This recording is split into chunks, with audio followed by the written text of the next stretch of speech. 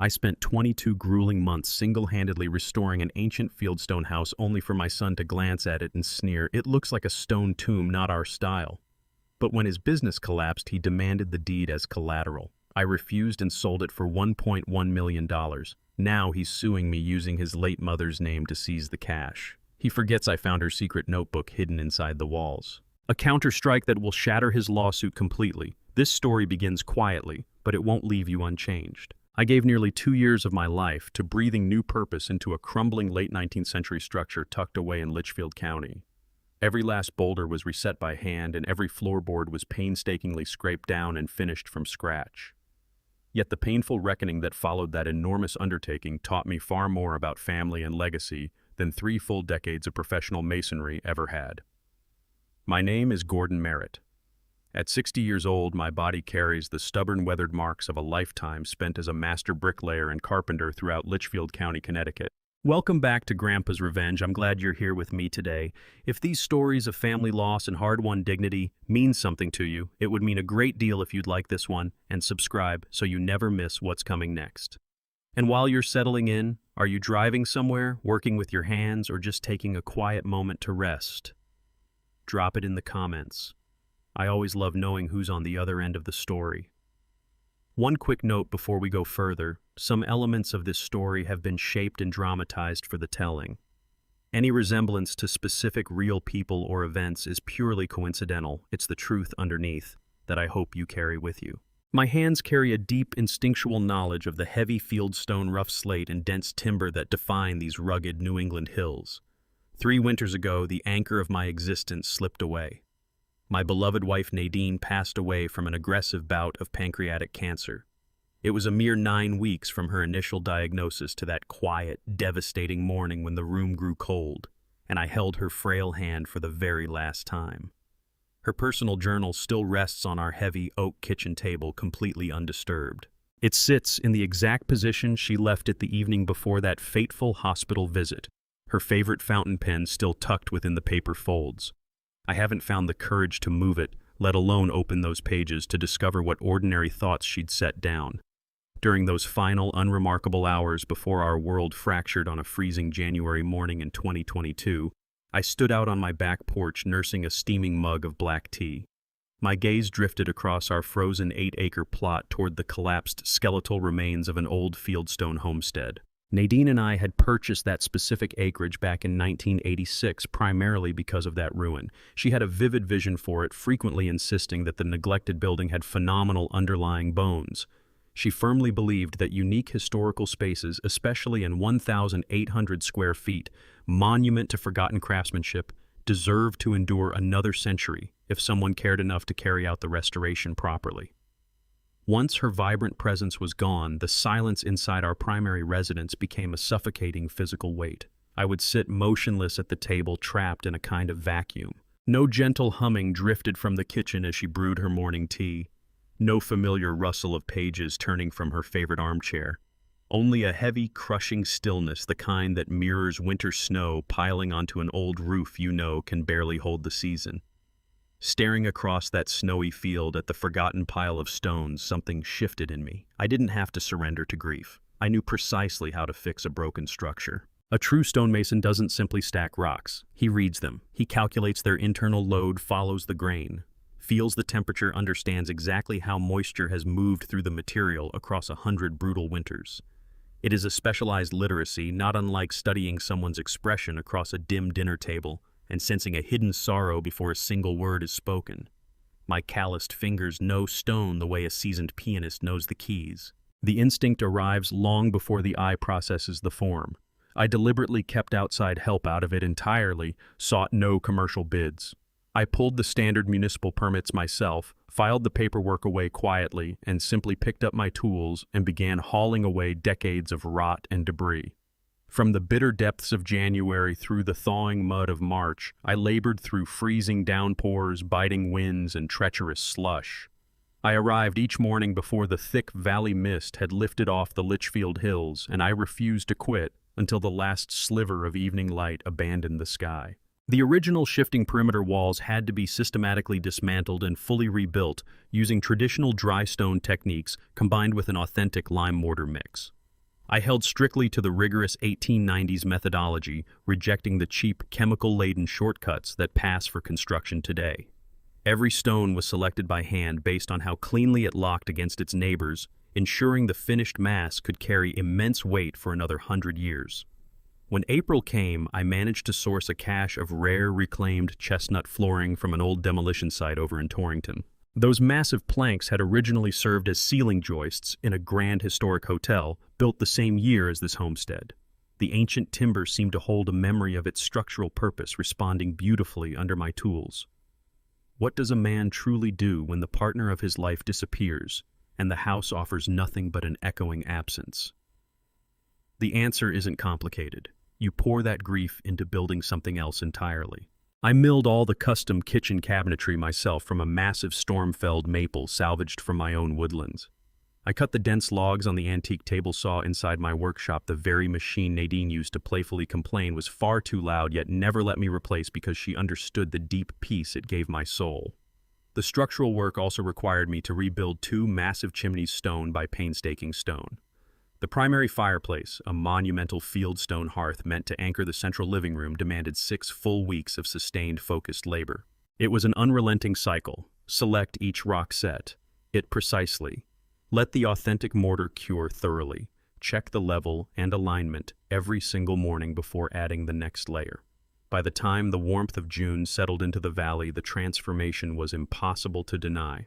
The house had regained its solid, soaring walls, its sturdy roof framing, and a pristine floor that gave not a single creak or sag underfoot. That was the exact moment Clifton Bowden paid me an unexpected visit. Clifton was 65 years old and ran the historic blacksmith forge situated 3 miles down the mountain road. He'd known me for decades, long enough to read everything I deliberately left unsaid. He had the rare perception to see that a craftsman's body was quietly giving out at the precise moment he was attempting the most important work of his life. He pulled his battered flatbed truck up to the site one afternoon, stepped through the threshold without a word, and walked through the rising rooms in complete silence. He dragged a rough, soot-stained palm slowly across the newly set fireplace stones, the wordless inspection one true craftsman offers another when he respects the labor enough to genuinely look at it. After his walk-through, he settled himself quietly in the main doorway and watched me work. I was in the middle of setting the heavy capstones on the smaller bedroom fireplace. My hands were badly uncooperative that afternoon, knuckles swollen to nearly twice their normal size, fingers stubbornly refusing the fluid movements the task demanded. Severe arthritis had been creeping into my joints for over 2 years. But that particular June, it had abandoned any pretense of subtlety. It was staging a full takeover.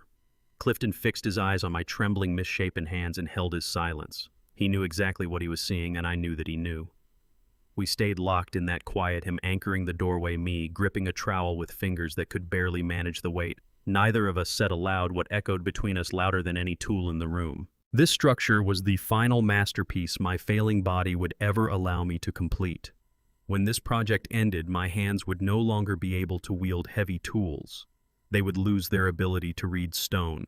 They would stop building. "Are you tackling this whole thing completely on your own?" Clifton finally asked, breaking the silence. "Yes," I replied, keeping my voice level. He gave a slow, knowing nod, stood there absorbing the space for another long moment, then murmured, "Reach out if you find yourself needing an extra pair of hands," before turning and heading back to his truck. Despite the pain and the terrifying awareness of my physical decline, I refused to stop. Though in truth I wasn't entirely alone out there in the woods. At least not after the cold month of March, when a remarkably perceptive 9-year-old girl picked up a discarded foundation stone and posed the one profound question that would ultimately redefine the entire trajectory of this legacy. But that encounter belongs to a later chapter. On that warm June afternoon, standing inside the skeletal frame of the house, while Clifton watched my hands tremble, I had no idea of the true cost still ahead. I couldn't see the brutal lessons coming, the staggering toll they would take on my spirit, or the unexpected salvation waiting at the end of it. I held only one absolute certainty I had: to bring this structure to completion, and my hands were running out of time fast. That girl was Brienne. March 20. 22. Month 3 of the restoration, my daughter-in-law Renee brought her to the site. Renee Stanton was 33, a marketing consultant from Hartford who wore her tailored precision-like armor and evaluated the world through the lens of whether things fit her aesthetic. She'd called the day before, said Brienne had been asking about what Grandpa was building. Could they stop by on their way back from Torrington? I said yes. They arrived in Renee's spotless silver SUV. Brienne was the first one out of the car, 9 years old, carrying her grandmother Nadine's dark, perceptive eyes, the kind that actually settled on things rather than sliding past them. She'd inherited Nadine's habit of tilting her head sideways when her mind was working through something, that particular angle of quiet consideration. Renee took in the construction site the way a person studies a menu written in a language they've never studied, courteous blankness. She planted herself by the passenger door with her phone while Brienne made a beeline for the east wall foundation where I was digging. Without a moment's pause, she dropped to her knees in the dirt and pulled a stone from the excavation pile, one of the original foundation pieces I'd extracted and sorted carefully for reuse. "Grandpa, how old is this stone?" 130 years, I told her. "That stone was already part of this wall before your great-grandfather ever drew a breath." She rotated it slowly in her palms, fingertips tracing the groove a mason's chisel had cut into it in 1893. The way she held it wasn't the grip of a child clutching a toy. It was something more careful than that, a cradling, a recognition of what the object had carried across all those years. Kids gather things the way a river gathers stones, not at random, but according to some instinct that knows weight from worthlessness. "Can I keep it?" Brienne asked. "Of course, sweetheart," I said. That stone's had a long wait for somebody willing to value it. She eased it down into her coat pocket, not carelessly tossed in but placed. Settled there deliberately like something filed away against a future need she couldn't yet name. Renee's voice came from the car. "Time to go, Brienne. Piano's at 4. The whole visit ran 40 minutes. Renee put 3 polite questions to me about timelines and whether I was working alone.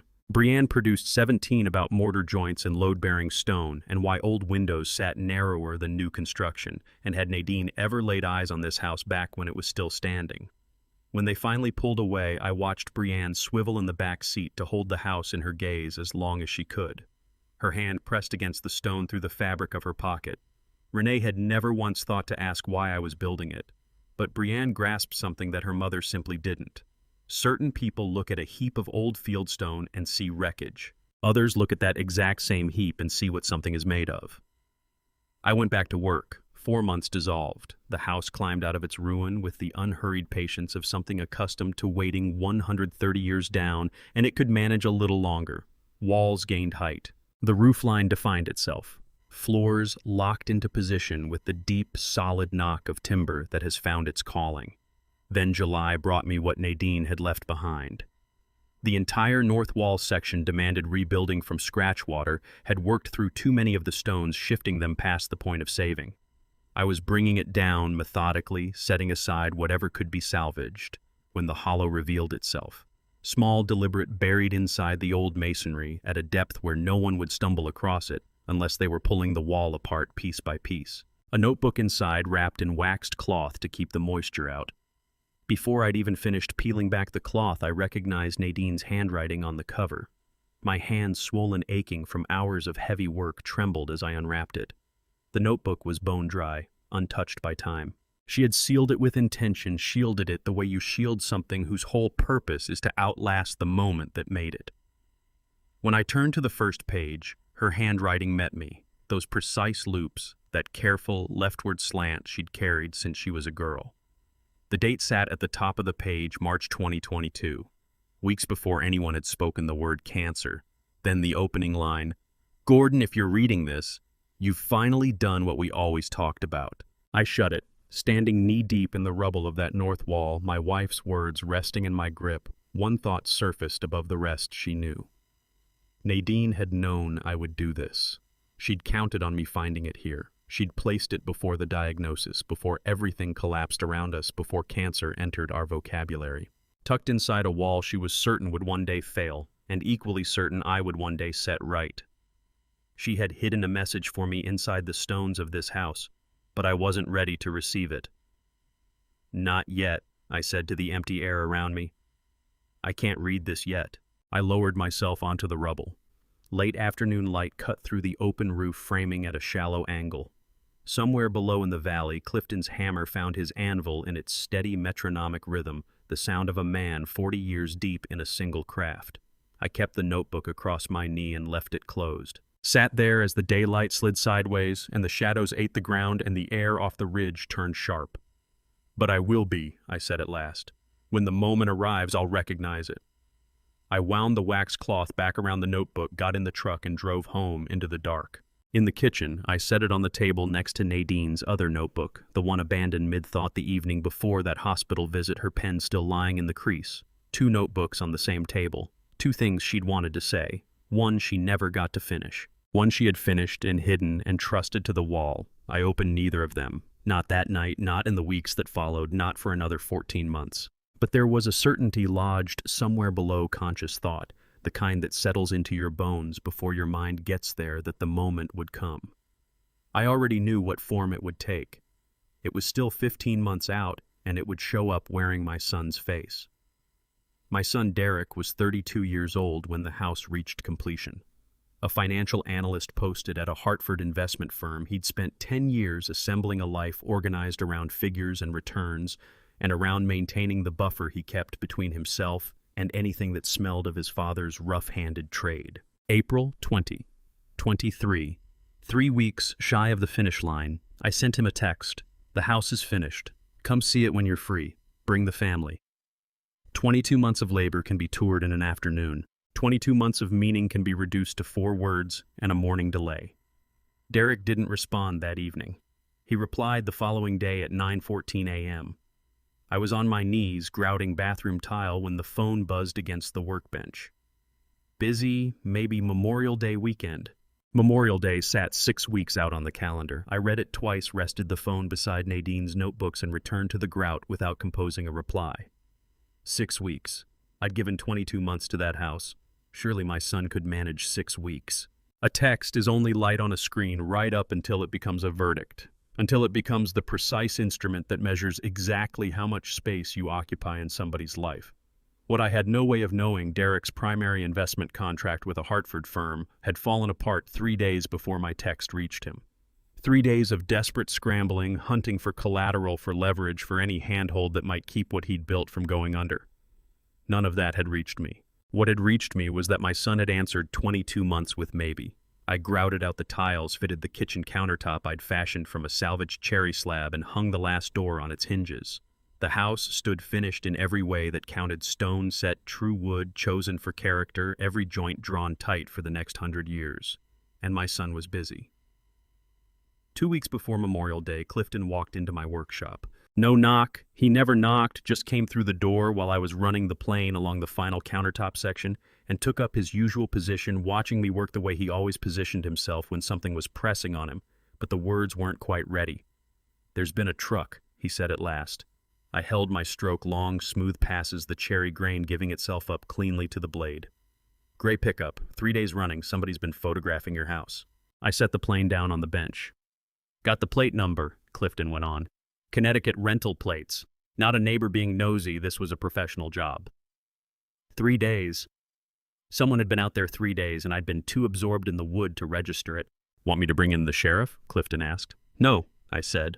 "I already know who sent that car." He looked across the workshop at me, 65 years of reading human beings the way I read stone, and understood immediately that I wasn't guessing. "Your boy." "Not Derek personally," I said, "but yes, his doing." He'd commissioned someone to photograph and assess the property, to convert 22 months of work my hands had built into a line item on a financial document. All of this before he'd committed to visiting, before he'd even gone through the motions of caring what the place meant. I lifted the plane and went back to the cherry, watching the thin curling shavings rise and fall with each pass. The rhythm held me. The steadiness was the point. Let anger into your hands while you're working wood, and the wood will find it out. You can see it in the cut. "So what's the move?" Clifton asked. "Nothing," I said. "He comes Memorial Day, same as planned. He sees it, and after that, I'll have what I need." Clifton gave a single nod, stayed a beat longer, then walked out and left the silence to settle back in. He didn't need it spelled out. Some things have to play out before you can know how to answer them. I worked until the light was gone, finished. The countertop carried it inside and set it into position. A perfect fit, the way things fit when you've measured twice and refused to rush. The house was ready. My son had retained a private investigator to document it, and Nadine's 2 notebooks still sat on my kitchen table, with neither one opened. That evening, I did something I hadn't done in 22 months. I scrolled through my contacts to a name I hadn't dialed since Nadine's funeral. Preston Aldrich. He picked up on the second ring. Gore. There was surprise in his voice, but no coldness. It's been a while. Preston, I said, I need your opinion on something. Property valuation. A pause. What kind of property? A house I just finished restoring. 1890s fieldstone, 1,800 square feet. Original materials throughout period-correct methods from foundation to ridge. Sounds like your kind of work, Preston said. Why the valuation? Because my son is going to want one, I told him, and I intend to know the number before he does. A longer pause this time. I see, Preston said quietly. When can I walk through it? Tomorrow morning, 8 o'clock. I'll be there. I set the phone down and looked at Nadine's notebooks on the table, the unfinished one from the night before everything changed and the one I'd pulled from the stone wall that I still hadn't found the nerve to open. Memorial Day was still 2 weeks off, but I'd stopped waiting for my son's visit. I was getting ready for what would follow it. Preston came the next morning. He spent 40 minutes moving through the house, photographed every room, filled pages of a leather journal with notes, then gave me a number that explained precisely why Derek had hired someone to case the property. I told myself I was ready. I wasn't sure I was. Memorial Day. Saturday broke warm and clear. I stood on the porch I'd built from reclaimed white oak and watched the black Audi come up the gravel drive. The car sat wrong in that setting, too glossy, too deliberate, announcing a driver who'd never pointed a vehicle down anything but smooth pavement. Renee stepped out first in a tailored blazer and designer sunglasses, running her eyes across the property the way you scan a vacation rental to verify it matches the listing. Then Brianne exploded from the back seat. "Grandpa, the stone house is finished." She came straight at me, and I caught her in a hug that reminded me exactly why I'd given 22 months to this work. Behind her came Owen Merritt, 7 years old, carrying the unself-conscious curiosity of a child who pockets interesting stones without feeling the need to explain himself. He spotted a pebble in the gravel, crouched to examine it, then tucked it into his jacket without ceremony, the way you take possession of a small talisman against a world that still doesn't quite add up. Derek came last out of the driver's side, paused beside the Audi, adjusting his shirt cuffs, then finally raised his eyes to the fieldstone facade I'd rebuilt by hand. His first words, "It looks old." "It is old," I said. "That's the whole point. There's a particular way a person moves through a house when they're counting square footage instead of looking at the craftsmanship. Quicker than normal, clinical, the gait of someone taking inventory rather than taking it in." Derek walked that way. He moved past the original pine door, 2 inches thick, swung on hand-forged hinges, a door I'd disassembled and rehung 3 times to get the latch to seat perfectly without so much as a glance. He stepped through the threshold I'd leveled to within a 1/16 of an inch, swept his eyes across the chestnut flooring I'd sourced from a Torrington demolition yard boards that had spent their first life as ceiling joists in a hotel built the same year as this house. "How long did you say this took?" he asked. 22 months, I said. Every day. He nodded the way you nod at something that doesn't require a response. Renee drifted through the rooms with her fingertips pulling open one of the maple drawers I'd milled from a storm-felled tree on my own land, sliding it closed again and producing a single word, "charming." The inflection made it mean something else entirely. Brianne, meanwhile, had her palms flat against the fieldstone walls and was asking questions about mortar composition and why certain stones had gone darker with age. Owen had found a second pebble and was holding both of them up to the afternoon light through the west window, comparing them. Derek positioned himself before the large fieldstone fireplace, the one that had cost me 6 full weeks of labor. 6 weeks of hand-selecting each stone, setting it waiting on the mortar, checking level and plumb, every morning before I'd allow myself to add the next course. He looked at it for perhaps 10 seconds. "Why didn't you just sell the land and build new?" he asked. "Something closer to Hartford. The drive out here would wear on you." I stood very still. "I built this for you," I said, quietly. 4 words I had carried for 22 months. Derek heard them and turned to look at Renee instead of at me. She was working her way through the kitchen, opening cabinet doors, checking the underlayment beneath the sink, methodical and detached, the walk of a real estate agent staging a property before the photos. "It's very She paused, reaching for something that wouldn't sound like a verdict. Rustic.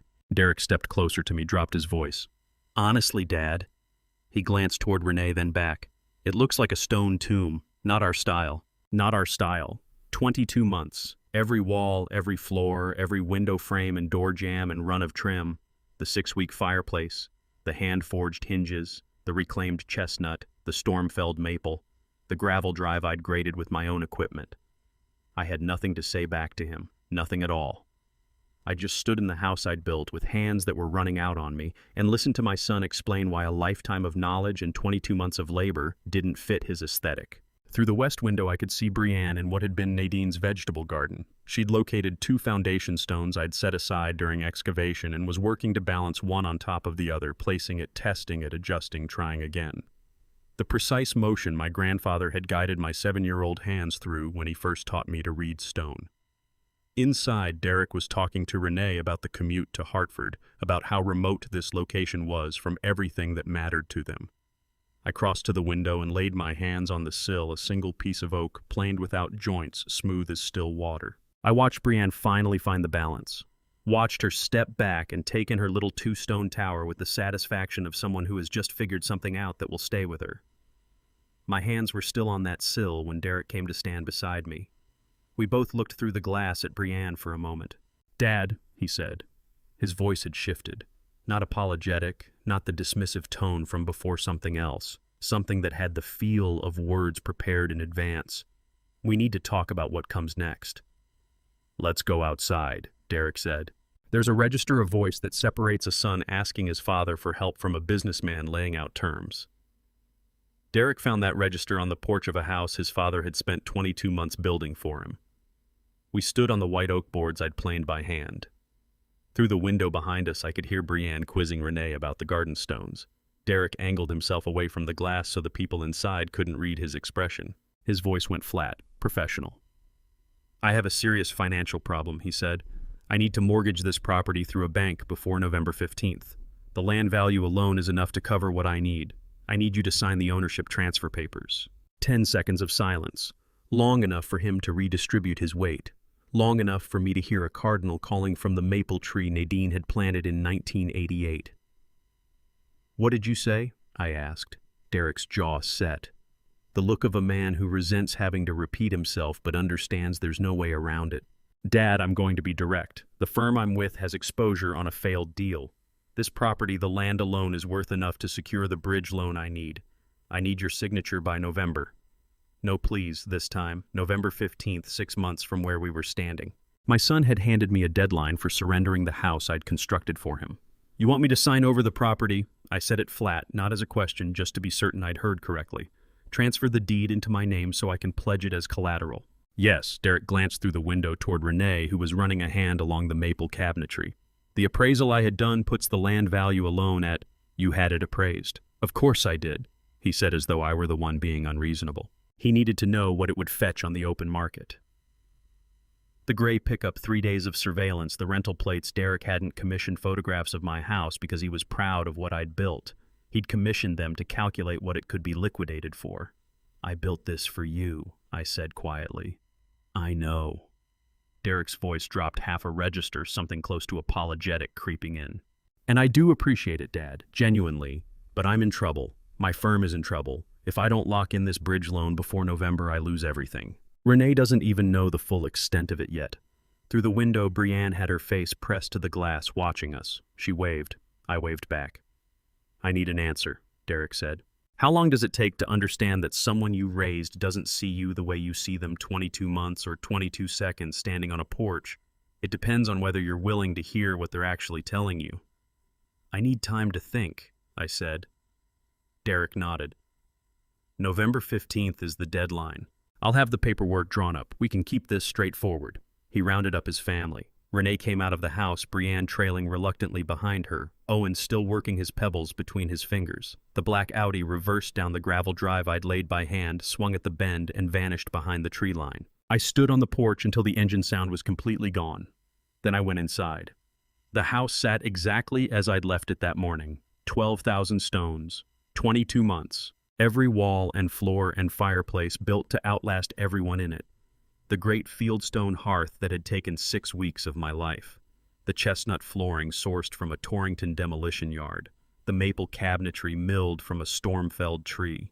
Every detail weighed and chosen, every joint cut to close, every surface worked until it was right.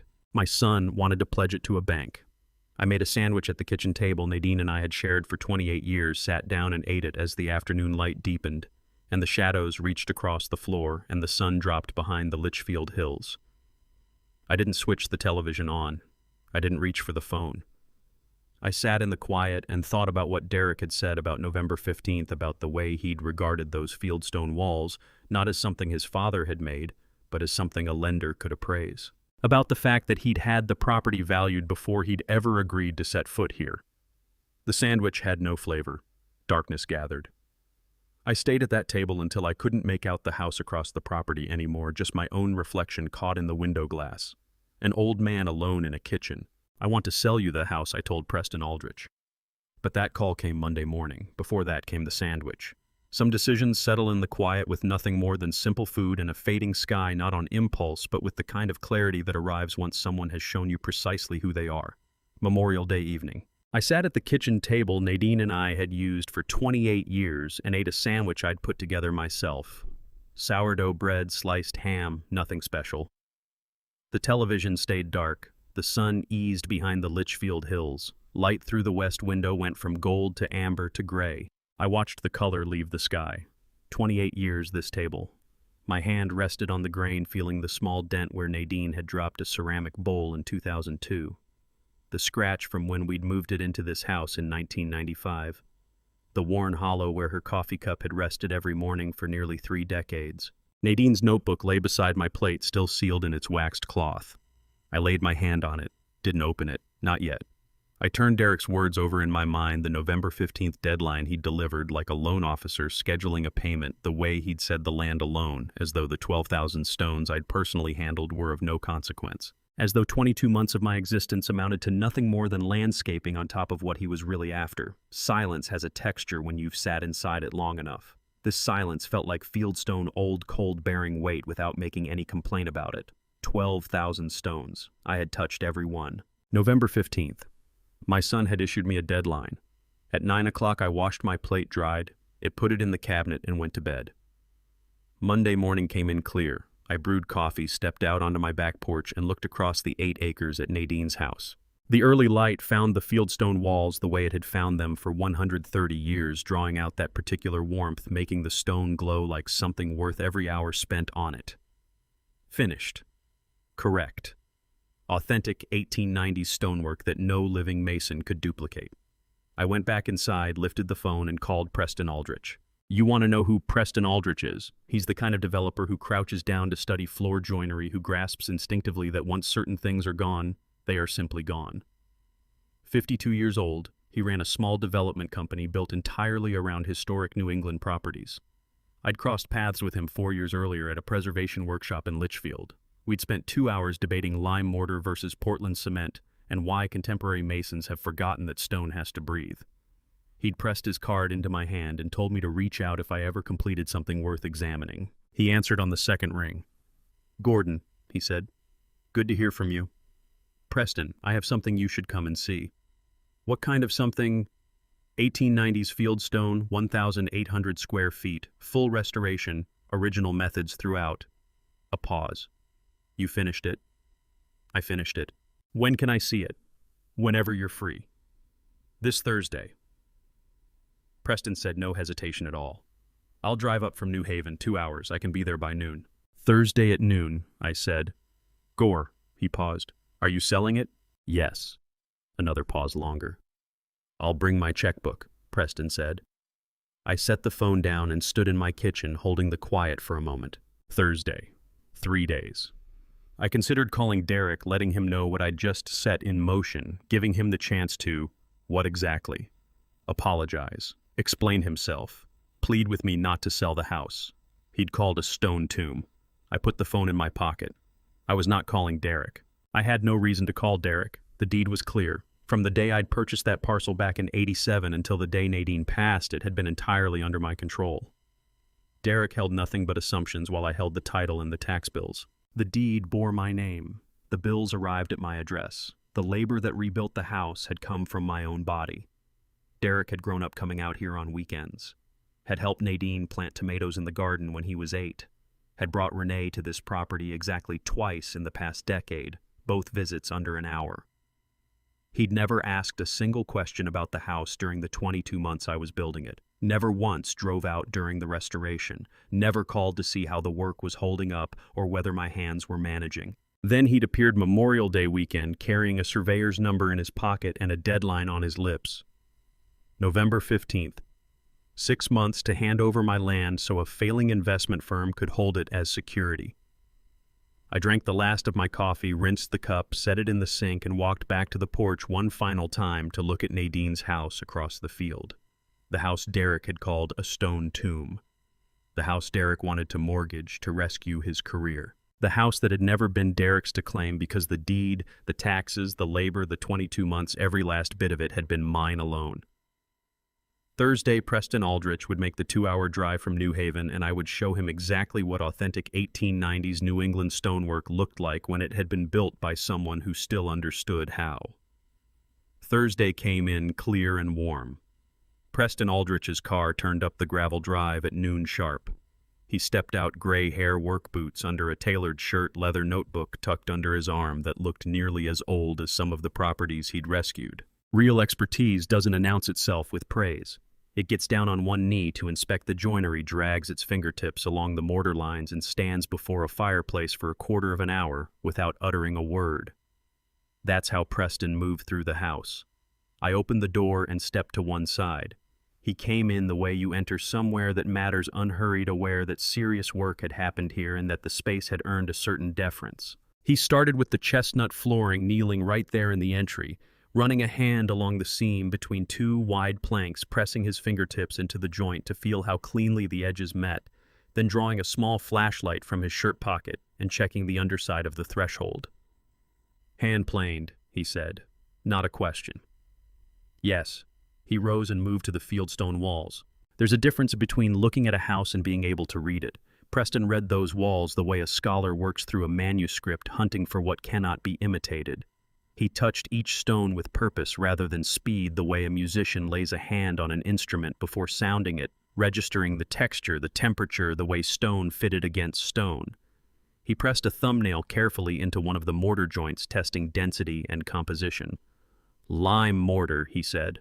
"Yes, I mixed it to the traditional ratio. Not many people know how anymore. Not many people care." He smiled at that. "Keep moving." "Kitchen." He pulled open the maple cabinet doors I'd milled from a tree the storm had brought down, studied the joinery, closed them, opened them again, listening to how they swung, how the wood had settled over the years, whether moisture had pulled them out of true. Bedrooms next. He crouched at every baseboard, checking how the trim kissed the floor, opened windows to test the counterweights, drew his fingers along the sills I'd planned from solid oak. Then he reached the large fireplace, the one that had cost me 6 weeks. Preston stood before it without a word. 1 minute, 5, 10, 15. Preston stood in front of that fireplace for 15 minutes and never said anything. That silence carried more weight than any written appraisal. Finally, he turned.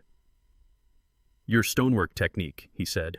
"In the past 20 years, I've looked at over 200 historic New England constructions. Preservation projects, museum pieces, properties on the National Register." He paused. "This is the only one I've come across using the pure 1890s dry stone and lime mortar method. Not a hybrid, not a modern interpretation. The actual technique. Nobody does this anymore," he went on quietly, "because nobody knows how the knowledge went to the grave with the last generation of masons who'd learned it as apprentices." He met my eyes. "Except you."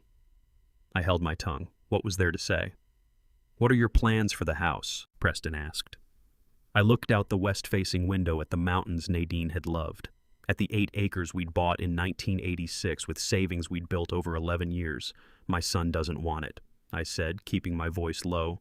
Preston gave a slow nod, unsurprised, passing no judgment, just acknowledging the reality that children don't always value what their parents spend a lifetime building. "Would you sell it to me?" he asked. I stepped away from the window. "What would you do with it?" "A high-end historic rental," Preston said. "Clients who genuinely appreciate authentic craftsmanship." People who want to feel what New England houses actually were in 1890, not some modern builder's guess at it. He crossed to the fieldstone wall and rested his hand on it. I'd keep the name. Nadine's house. That's what you call it, isn't it? Yes, I'd keep everything exactly as it is. Every stone, every board, every detail. Nothing modernized unless it's invisible wiring, plumbing.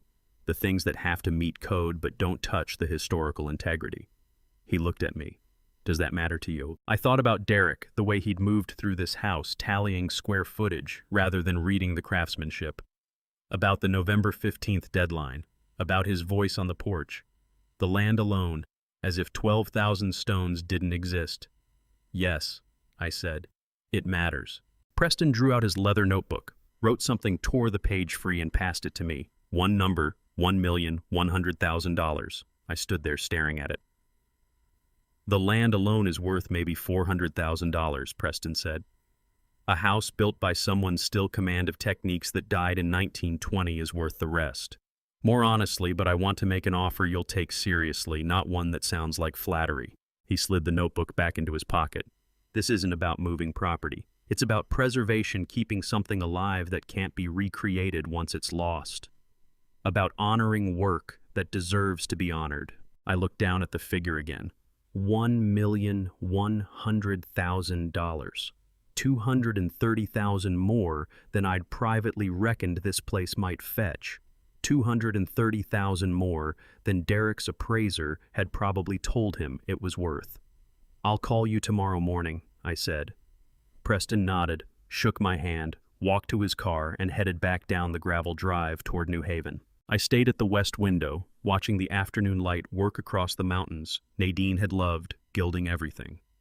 Preston Aldrich's offer arrived carrying something beyond the dollar figure. It carried recognition that what I'd built here could not be replaced, that 22 months of my life had made something the world wouldn't see again. Tomorrow morning I'd make a call. Morning. But tonight there was a different call to make first. Except it wasn't a call. It was a drive. Thursday evening, I drove up to the overlook in the Litchfield Hills where Nadine and I used to go when a decision was too heavy for the kitchen table. A dirt pullout just wide enough for 2 cars facing west across the valley. Some decisions aren't made by weighing options, they're made by reading threats. And when someone threatens your access to your grandchildren, the answer doesn't arrive as a choice. It arrives as a certainty. I parked, killed the engine, and sat while the lights of the valley blinked on below and stars came out above. Nadine and I had sat here in 1986 deciding whether to buy the 8 acres. Here in 1991 weighing whether to grow the masonry business or keep it small and personal. Here in 2019, the week after her diagnosis, not deciding anything, just sitting together while we still could. I reached for my phone to check messages. One email sent 3 hours earlier while Preston had been moving through the house from an attorney representing Derek. I opened it. Formal language, legal letterhead, the kind of wording engineered to sound reasonable while it delivers a threat. Pending resolution of property dispute and cooperation with reasonable request before the November deadline, legal action may be pursued to restrict visitation rights with minor grandchildren in the best interests of family stability. I read it again. Then the third time. My son had hired a lawyer to threaten my access to Brianne and Owen, not because I'd done anything to hurt them, not because I was unfit or dangerous, but because I wouldn't sign my land over so he could mortgage it to prop up his failing investment firm. Threaten a man's work and he'll negotiate. Threaten his access to his grandchildren and watch what comes next. I put the phone away and looked out over the valley for 30 minutes. Complete quiet. No radio, no engine, just wind moving through the pines and the sound of my own breathing. Nadine, I said to the empty cab, I think you'd do the same. I wasn't deliberating anymore. I was confirming what I'd already known I would do. The Overlook had given me my answer, same as it always had. Same as it had given Nadine and me across 28 years of marriage. I drove home, got into bed, and slept better than I had in weeks. Friday morning, 7 o'clock, I called Preston Aldrich from my kitchen. He picked up on the second ring. Gordon, I was hoping to hear from you. Preston, I said, we have a deal. A beat of silence. Then I'm glad. Any conditions? One, I said. The name of the house. What do you want to call it? Nadine's house. 2 seconds of silence on the line. Nadine's house. 2 words. Preston grasped immediately why that mattered more than any dollar figure ever could. Of course, he said quietly, Nadine's house it is. I'll have it written into the deed that the property holds that name in perpetuity. Thank you. The closing will be in September, Preston continued. I'll have my attorney draw up the paperwork. Standard Connecticut property transfer. Clean title. You'll need proof of ownership, tax records, the usual documentation. I have everything. I know you do, Preston said. And something in the way he said it told me he understood more than the legal checklist. He understood what this house meant, what this sale meant. One more thing, I said. I'd like Clifton Bowden present at the closing as a witness. The blacksmith. Yes. Of course, I'll make sure the closing works around his schedule.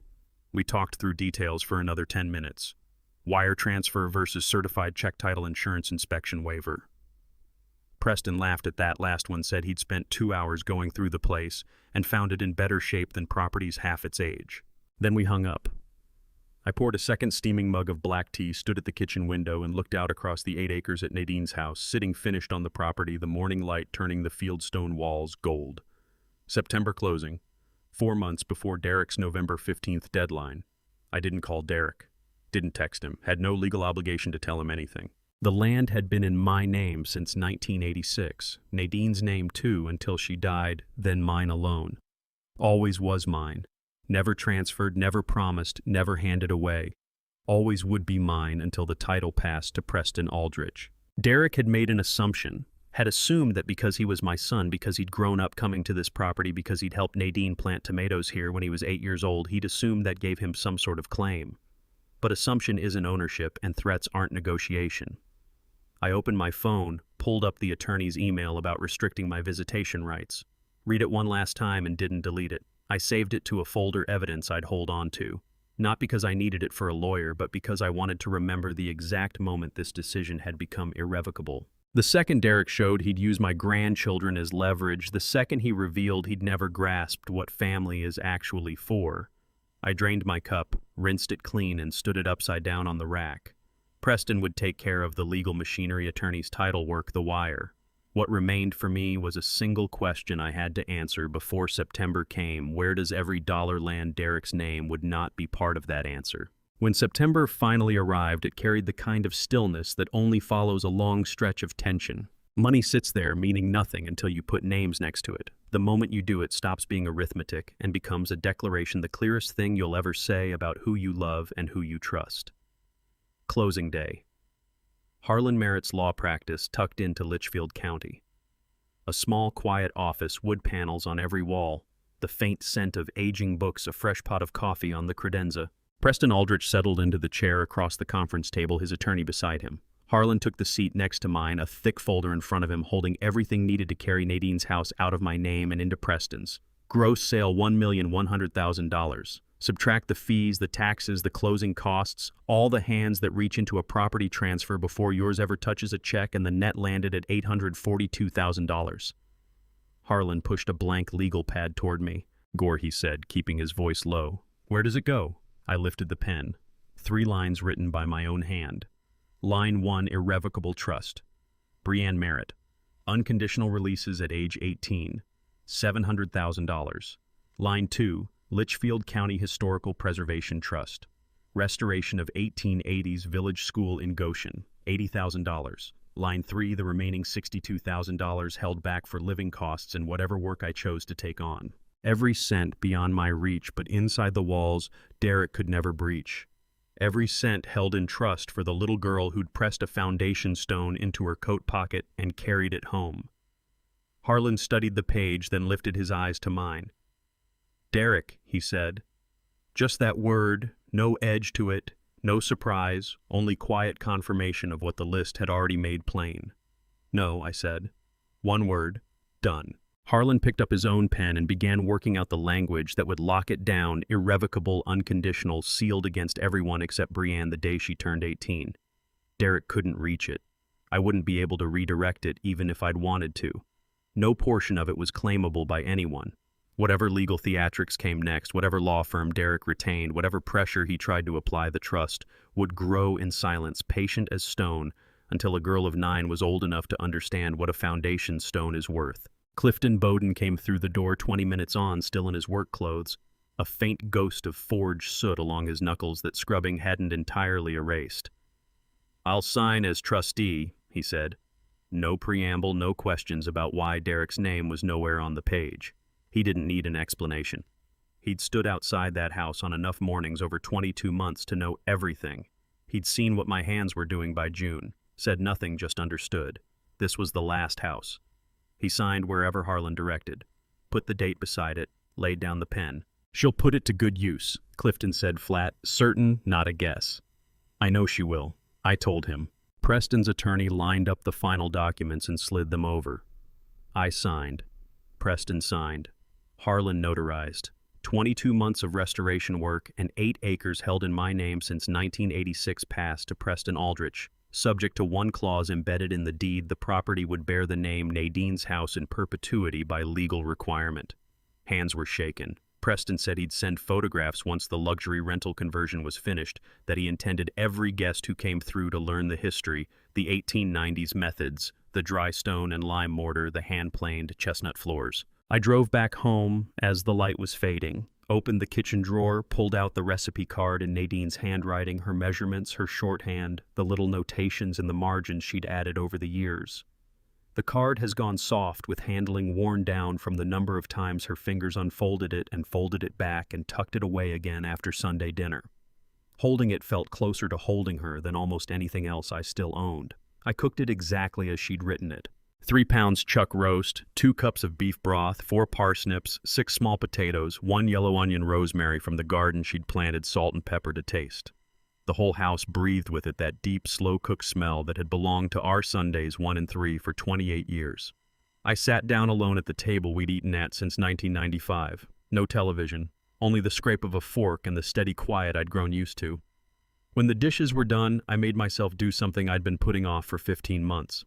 Nadine's notebook was on the kitchen table, right where it had always been, beside her half-finished crossword, untouched, since I'd brought both back from the Stone Hollow last July. 15 months of walking past it. 15 months of leaving it exactly there.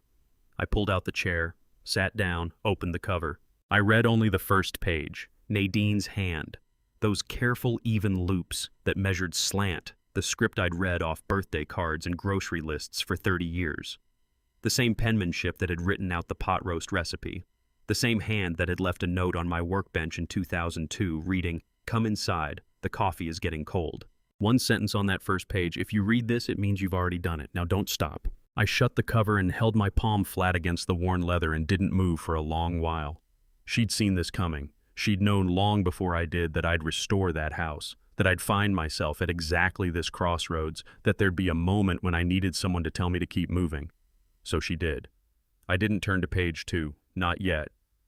That was for a different moment whenever it arrived. What I understood from the first page was enough. 38 years she'd watched me work, watched me reach for the hand tool when the power tool was right there, choose stone over poured concrete, trade speed for accuracy every single time, put the quality of the thing ahead of what it might fetch. She knew I'd give up that house before I'd hand Derek the mortgage on it. And she knew that afterward I'd need someone to tell me I was allowed to go on. I set the notebook back down beside the crossword. Derek would find out about the sale in a month's time, and when he did, every word Nadine had left in those pages would take on a weight I couldn't fully measure yet. That month came and went. 7:40, a Tuesday in October, the phone rang, and before I touched it, I knew it was Derek, and I knew why. He never reached out at this hour. And there was something in the gap between the second ring and the third, a particular held breath quality. The pause of someone who has rehearsed what they're about to say and is gathering themselves to say it. I answered. "Tell me what I just read isn't true." Derek said every syllable controlled the fury compressed underneath like steam behind a sealed valve. "Depends what you read," I said. "You sold the house." "Yes." $1.1 million. "Yes." There's an 8-page spread in Litchfield magazine. They're calling it Nadine's House. A masterclass in historic preservation, the article said. 8 full pages. 8 pages devoted to the house Derek had waved off in under a minute. "Yes," I said. "We should have had that money." His voice fractured on it. Not sorrow, anger. "You could have had the house," I said, keeping it quiet. "You called it a stone tomb. That's not, I didn't mean." He caught himself. Started over. "You had no right to do this." "I have every right," I said. "My land, my house, my name alone on every document going back to 1986. The line went silent. Then, "This isn't finished, Dad." He ended the call. I filled a second steaming mug of black tea, still hot. 3 weeks later, early November, a legal envelope came in the mail. Pearson Associates, Hartford return address. The letterhead was chosen to project authority and expense. 3 pages inside, Darlene Colbert, attorney at law acting on behalf of Derek Merritt in the matter of property situated at she put my address. My 8 acres, as though I might have forgotten where I'd lived for nearly 4 decades. The core of it was on page 2. Legal letters are engineered to feel like the inevitable conclusion of a process already in motion, the way taxes or weather seem predetermined. The formal language is designed to make you feel the outcome is settled before a single judge has looked at a single page. I read it carefully anyway. The argument the 8-acre parcel constituted undivided common marital property with inheritance contributions traceable to the late Nadine Merritt, and therefore Gordon Merritt had no authority to sell without Derek Merritt's consent as legal heir and was obligated to remit 50% of net proceeds without delay, $421,000. Derek was going through Nadine to get to me, claiming that what she'd put into that land gave him as her heir a rightful cut of what I'd received from Preston Aldrich, turning her memory into a financial instrument, reaching for money she would never in her life have wanted him to touch. I went to my workshop and faxed those 3 pages over to Harlan. 20 minutes later, my phone rang. Gordon Harlan said, "I've gone through it. He has no standing here. What Nadine contributed was offset through other assets a long time ago. But what he's going to do is push for a freeze on your accounts and drag it through court, run up your costs, make the whole thing as unpleasant as possible. Can he actually get that done? He can make the attempt. Any freeze would need a judge's sign-off, and no judge is going to grant it once the paperwork is in front of them, but in the meantime, it won't be comfortable." I stood at the workshop window looking out at the ground where Nadine's house had been. Empty now. Sold. Preston Aldrich's name on the deed with that one clause locked inside it. "What do you need from me?" I asked. "Nothing at the moment," Harlan said. "Give me 2 days to pull the 1986 records together. Bank statements that show you funded the land purchase entirely from your own account. Documentation showing Nadine's contribution was settled separately, a savings transfer in 1988. Once Darlene Colbert gets a look at that evidence, this lawsuit collapses. 2 days. 2 days, Gordon." He paused. "This won't hold. Derek's attorney is skilled at making noise, but she's about to discover that noise isn't evidence." We ended the call. I stayed in my workshop, eyes moving across tools I could barely grip anymore. Hands that had touched 12,000 stones. Hands that had laid the last course they'd ever lay. Derek wanted half of what the house had brought, wanted to reach for it through his mother's memory, wanted to pull $421,000 out of my pocket and pour it into his failing investment firm. I walked back to the kitchen, lowered myself into the chair at the table that had been in this room for 28 years. Nadine's notebook sat where I'd left it, beside her half-finished crossword. I'd opened it only to the first page, the single sentence that read, "If you read this, it means you've already done it. Now don't stop." But the rest of it remained untouched. Pages Nadine had filled, knowing I'd need them, each one waiting for its own right moment. Harlan would pull those bank records from 1986, would demonstrate I'd purchased that land with my own funds alone, would lay out the documentation showing that Nadine's contribution had been compensated fairly and separately transfers and shared assets that had no connection to those 8 acres. The evidence would leave no room for interpretation. Darlene Colbert would see it inside 48 hours and understand there was nothing to build a case on. But I knew something Harlan didn't yet.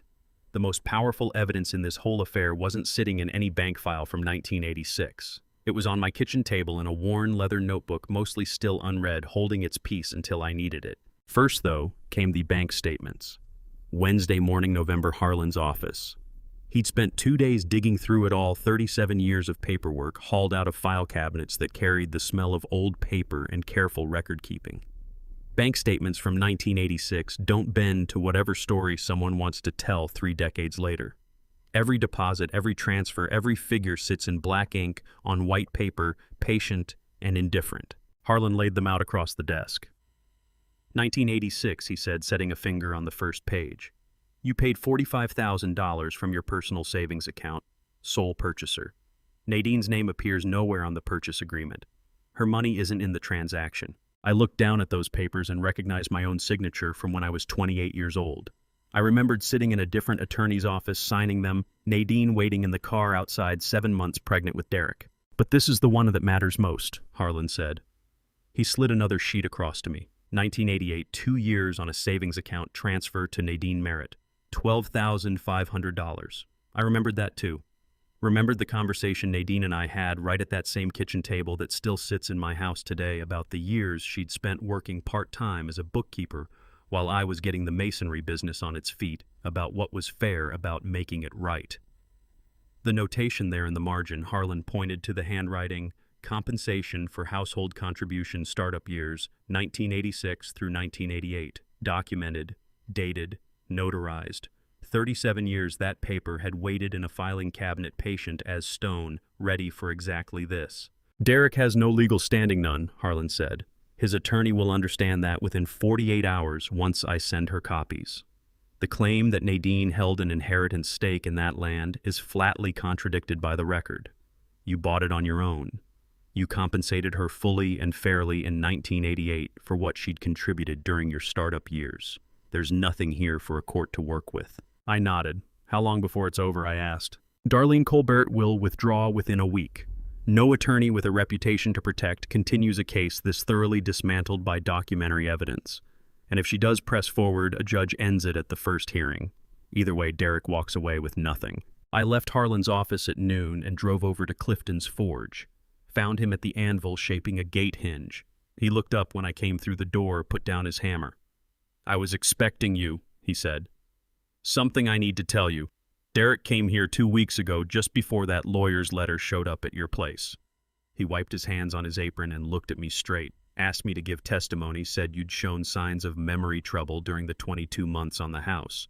Confused thinking, he said I should have noticed it, said it would help his case.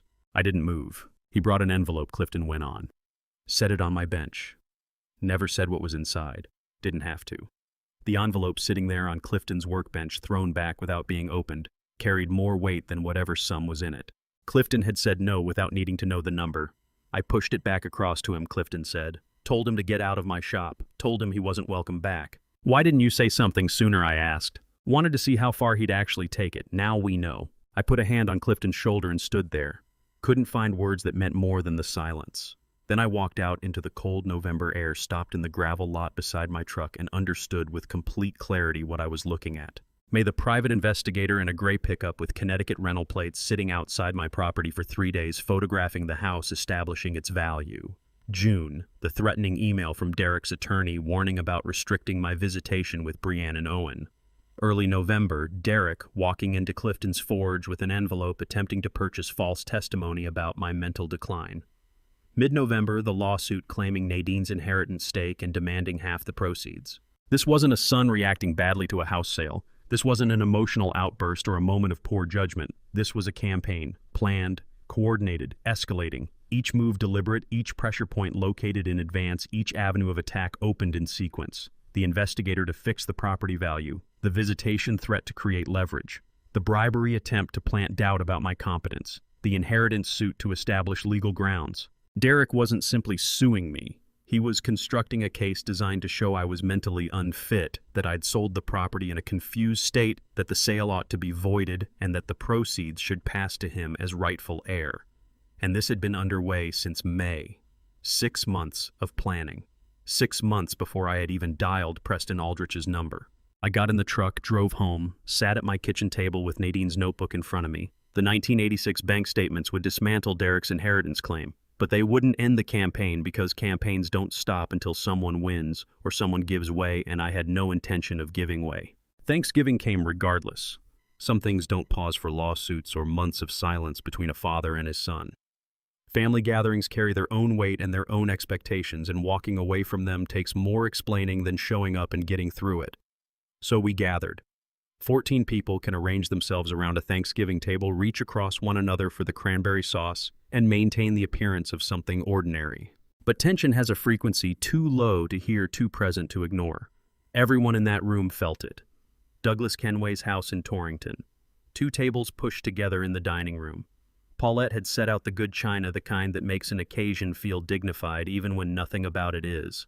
Derek and I moved dishes between us without once meeting each other's eyes. Our hands would briefly occupy the same serving bowl, his reaching as mine, pulled back like a slow, careful exchange of neutral territory. No eye contact, no words. The gravy boat more diplomatically managed than the space between us. Renee talked to Paulette about Hartford marketing trends. Her voice pitched a note too high, too deliberately warm, the kind of cheerfulness people deploy when they need to fill silence with something other than what's actually in the room. Before dinner, Owen found me on the living room couch, 7 years old, wearing a serious expression that didn't belong on a 7-year-old's face.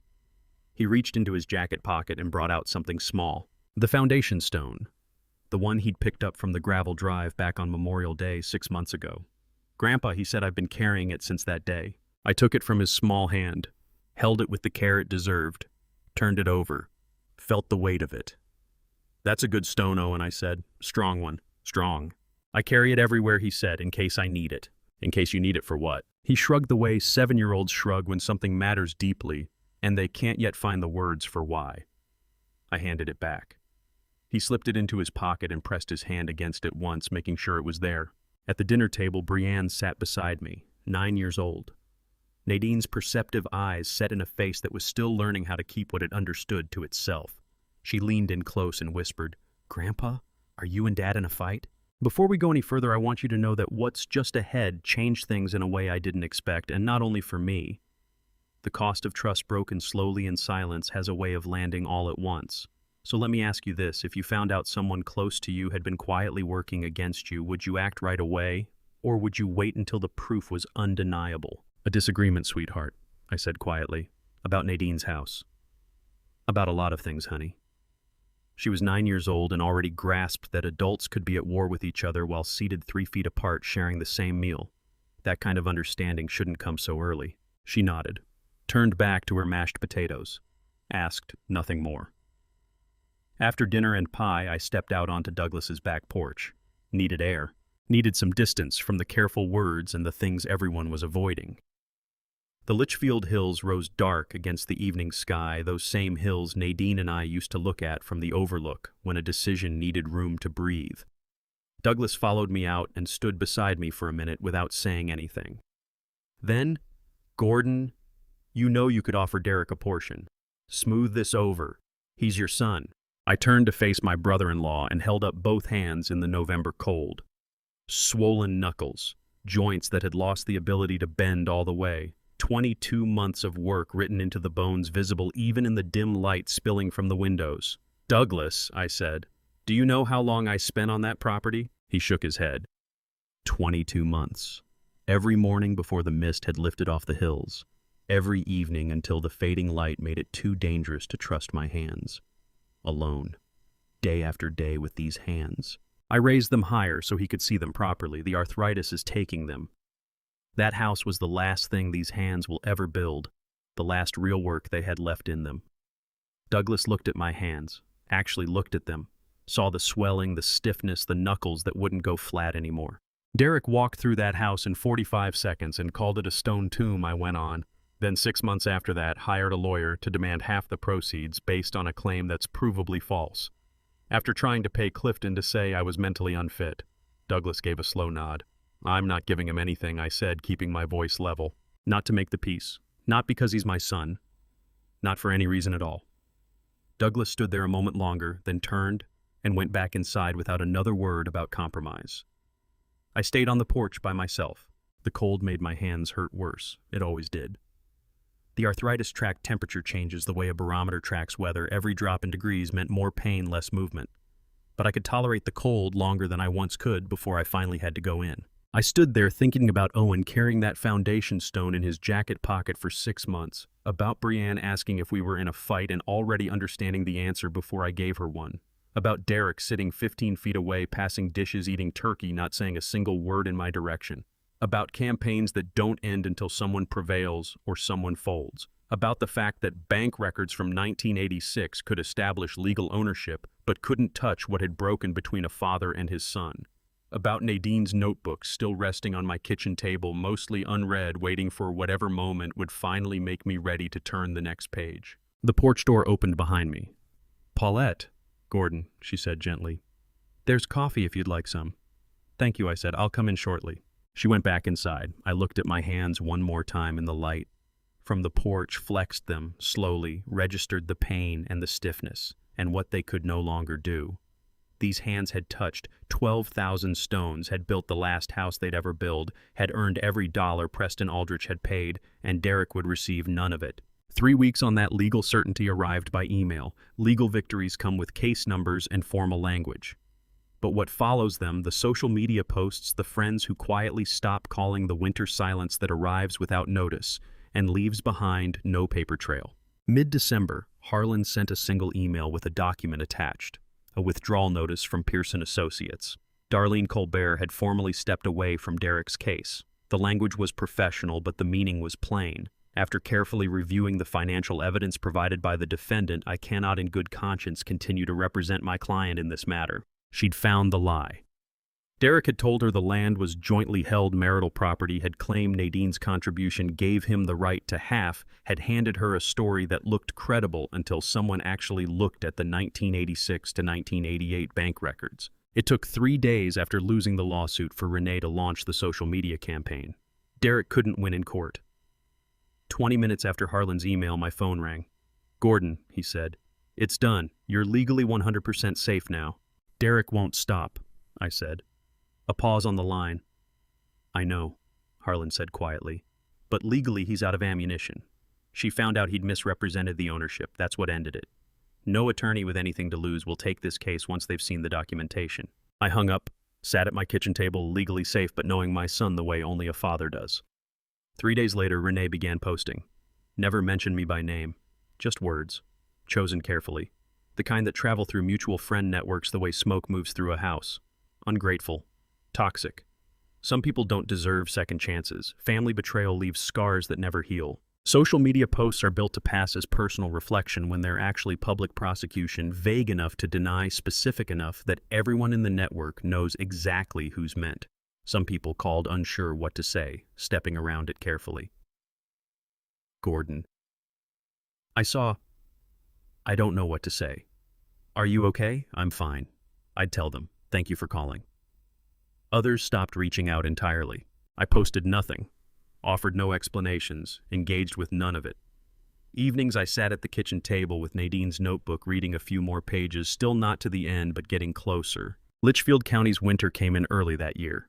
First snow on December 15th.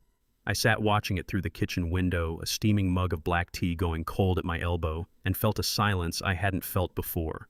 Heavier than the silence after Nadine died the previous year, but not heavy in the wrong way. Different from that. The kind of weight that comes after you've finally set something down when your hands still remember what they were carrying but your shoulders don't. I'd carried the burden of that house for 22 months. Carried it through Derek's contempt, through his lawsuit, through everything he'd thrown at me. Now it was done. The house belonged to Preston Aldrich. The trust belonged to Brianne. The legal matter was closed. The social media noise would fade when people found something newer to talk about. They always do. I sat in my kitchen watching December snow settle across the property where Nadine's house had stood. Her notebook lay open on the table. I'd read another 3 pages that evening, her handwriting her thoughts about the house we'd intended to restore together, about what we leave behind, about legacy. She'd written about Brianne, about how children see things that adults stop seeing, about how a 9-year-old understands value in ways that can't be explained or taught, only recognized. I closed the notebook and rested my hand on the worn leather cover. The phone didn't ring much anymore. Some people stayed close, some fell away. That's how it goes. Crisis sorts people into categories you hadn't known existed until the moment you needed to know. Late December gave way to January. The snow kept coming. Litchfield County settled into the kind of cold that makes your joints ache and your breath hang in the air and makes your house feel smaller than it is. I worked in the shop when my hands were up to it. Small things. Projects that didn't demand the grip strength I used to carry. Refinishing a cutting board for Paulette. Fixing a drawer for Clifton. Things I could still accomplish. Things that reminded me I was still capable of making something even if I couldn't build houses anymore. The quiet in my house wasn't loneliness. It was just stillness, the kind that settles in after you fought the fight that had to be fought, made it through to the other side, and found yourself still on your feet. I'll remember that winter by 2 things. The snow that began on December 15th, and a doorbell that rang on a Tuesday evening at the end of February. The snow I'd expected. The doorbell and the 9-year-old girl standing alone on my porch in the dark, holding a folded piece of paper, while her mother waited at the foot of the driveway that I hadn't expected at all. I opened the door. Brienne stood there in the February snow holding a manila envelope, 9 years old, her expression serious. Snowflakes dissolving in her coat, and in her dark hair, Nadine's hair. Nadine's eyes looking up at me. At the end of the driveway, Renee's spotless silver SUV idled with the headlights on waiting. Grandpa, Brienne said, "Can I come in? I have something to show you." "Of course, sweetheart." She stepped inside, knocked the snow off her boots on the mat. I took her coat and put it on the hook by the door. "Are you hungry?" I asked. "Could I have hot chocolate?" she asked, hopeful. "Hot chocolate," I confirmed. She settled in at the kitchen table, the same table Nadine and I had shared for 28 years while I heated milk on the stove. Made it the way Nadine used to. Real cocoa sugar, a pinch of salt. Nothing from a packet. I placed the mug in front of Brienne. She wrapped both small hands around it, leaned forward, and blew across the surface 3 times, soft, careful breaths that sent little ripples moving from one side to the other. That sound stopped me cold. Nadine used to do exactly that. 3 soft breaths across the surface. I'd seen it 1,000 times over the years. I'd watched her do it 28 years ago when she was pregnant with Derek, sitting at this same table in our first apartment drinking hot chocolate on winter evenings while we talked about the future we were going to build. Brienne took a careful sip, set the mug down, and drew the manila envelope toward her. "I won something," she said. "What did you win?" "First prize state competition for an essay." "That's wonderful, Brienne. What was the essay about?" She opened the envelope and spread several pages on the table. The top sheet carried an official seal.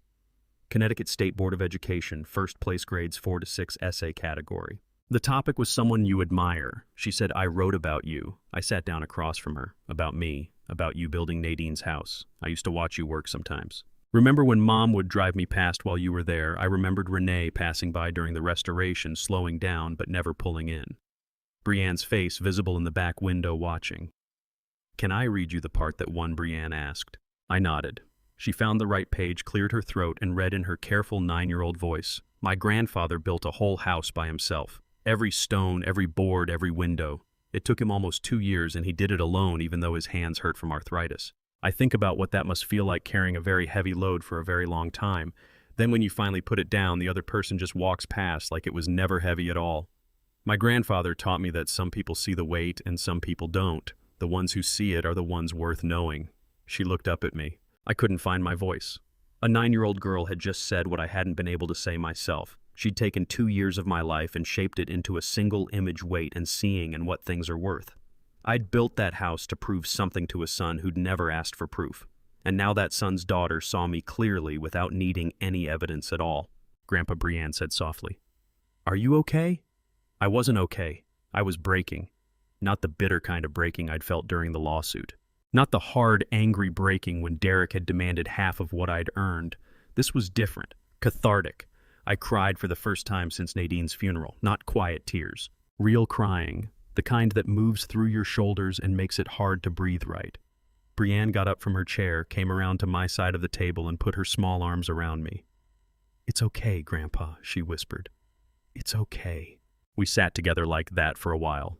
Her holding me trying to find my way back to breathing steadily, the hot chocolate cooling on the table between us. Eventually I found my breath again and then my voice. "Thank you," I said. "Thank you for writing that. Thank you for seeing it. I see you." "Grandpa," she said simply. "I always have." 20 minutes later, she put her coat back on. I walked her to the door. Renee's headlights were still there at the end of the drive, patient. Brienne hugged me one more time, then ran through the snow to her mother's car.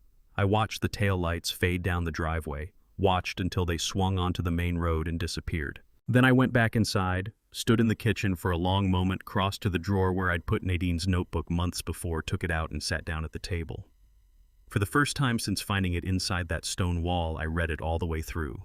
Every page, every word, not skimming, not pausing. Nadine's handwriting. Her thoughts about the house we'd planned together, her hopes for what it would become, her observations about our son, about legacy, about what we leave behind. The last page held one sentence. "If you've read this far, Gordon, you've already let go of what needed letting go. Now live." I closed the notebook, set it back in the kitchen drawer, not hiding it, not putting it away in grief, just setting it down. The weight I'd been carrying since Nadine's death, the need to prove something to justify my choices to hold on to the hurt Derek had inflicted, finally released. I'd built the house. I'd sold it for what it deserved. I'd protected Brienne's future. I'd come through Derek's campaign standing. And a 9-year-old girl had handed me the words I needed to understand what all of it had meant. Carrying a heavy load for a very long time, then putting it down. I put it down. February turned into March, March turned into April, and in April the phone rang. Derek, not about lawyers or money. I answered on the second ring. I heard my son's voice stripped of everything that had armored it for 2 years. Just raw fear, the voice of a man saying, "Dad," the way Owen might have said it at 7. Dad, Owen broke his arm at school. I'm at the hospital. Renee's at a conference, won't be back for 2 hours. He stopped. Couldn't get the rest out. Dad's coming, I said. Hung up, grabbed my jacket. I was in the truck before I'd had time to think about it. Charlotte Hungerford Hospital was 20 minutes away. I made it in 15. Found them in the emergency department. Derek standing against the wall, hands buried in his pockets, looking lost. Owen on an examination table with a nurse beside him trying to be brave. Grandpa. Owen spotted me first and the tension went out of his face all at once. Look, you can see the bone on the picture. He pointed to the x-ray mounted on the light board. Clean fracture radius just above the wrist. This was the first time Derek had called me Dad without wanting something in 2 years. He'd called because he needed help, not because he was after money or property or validation. Just needed his father. Hey, buddy, I said to Owen. That's quite a break. What happened? Fell off the monkey bars, Owen said, doing his best not to cry. It hurts.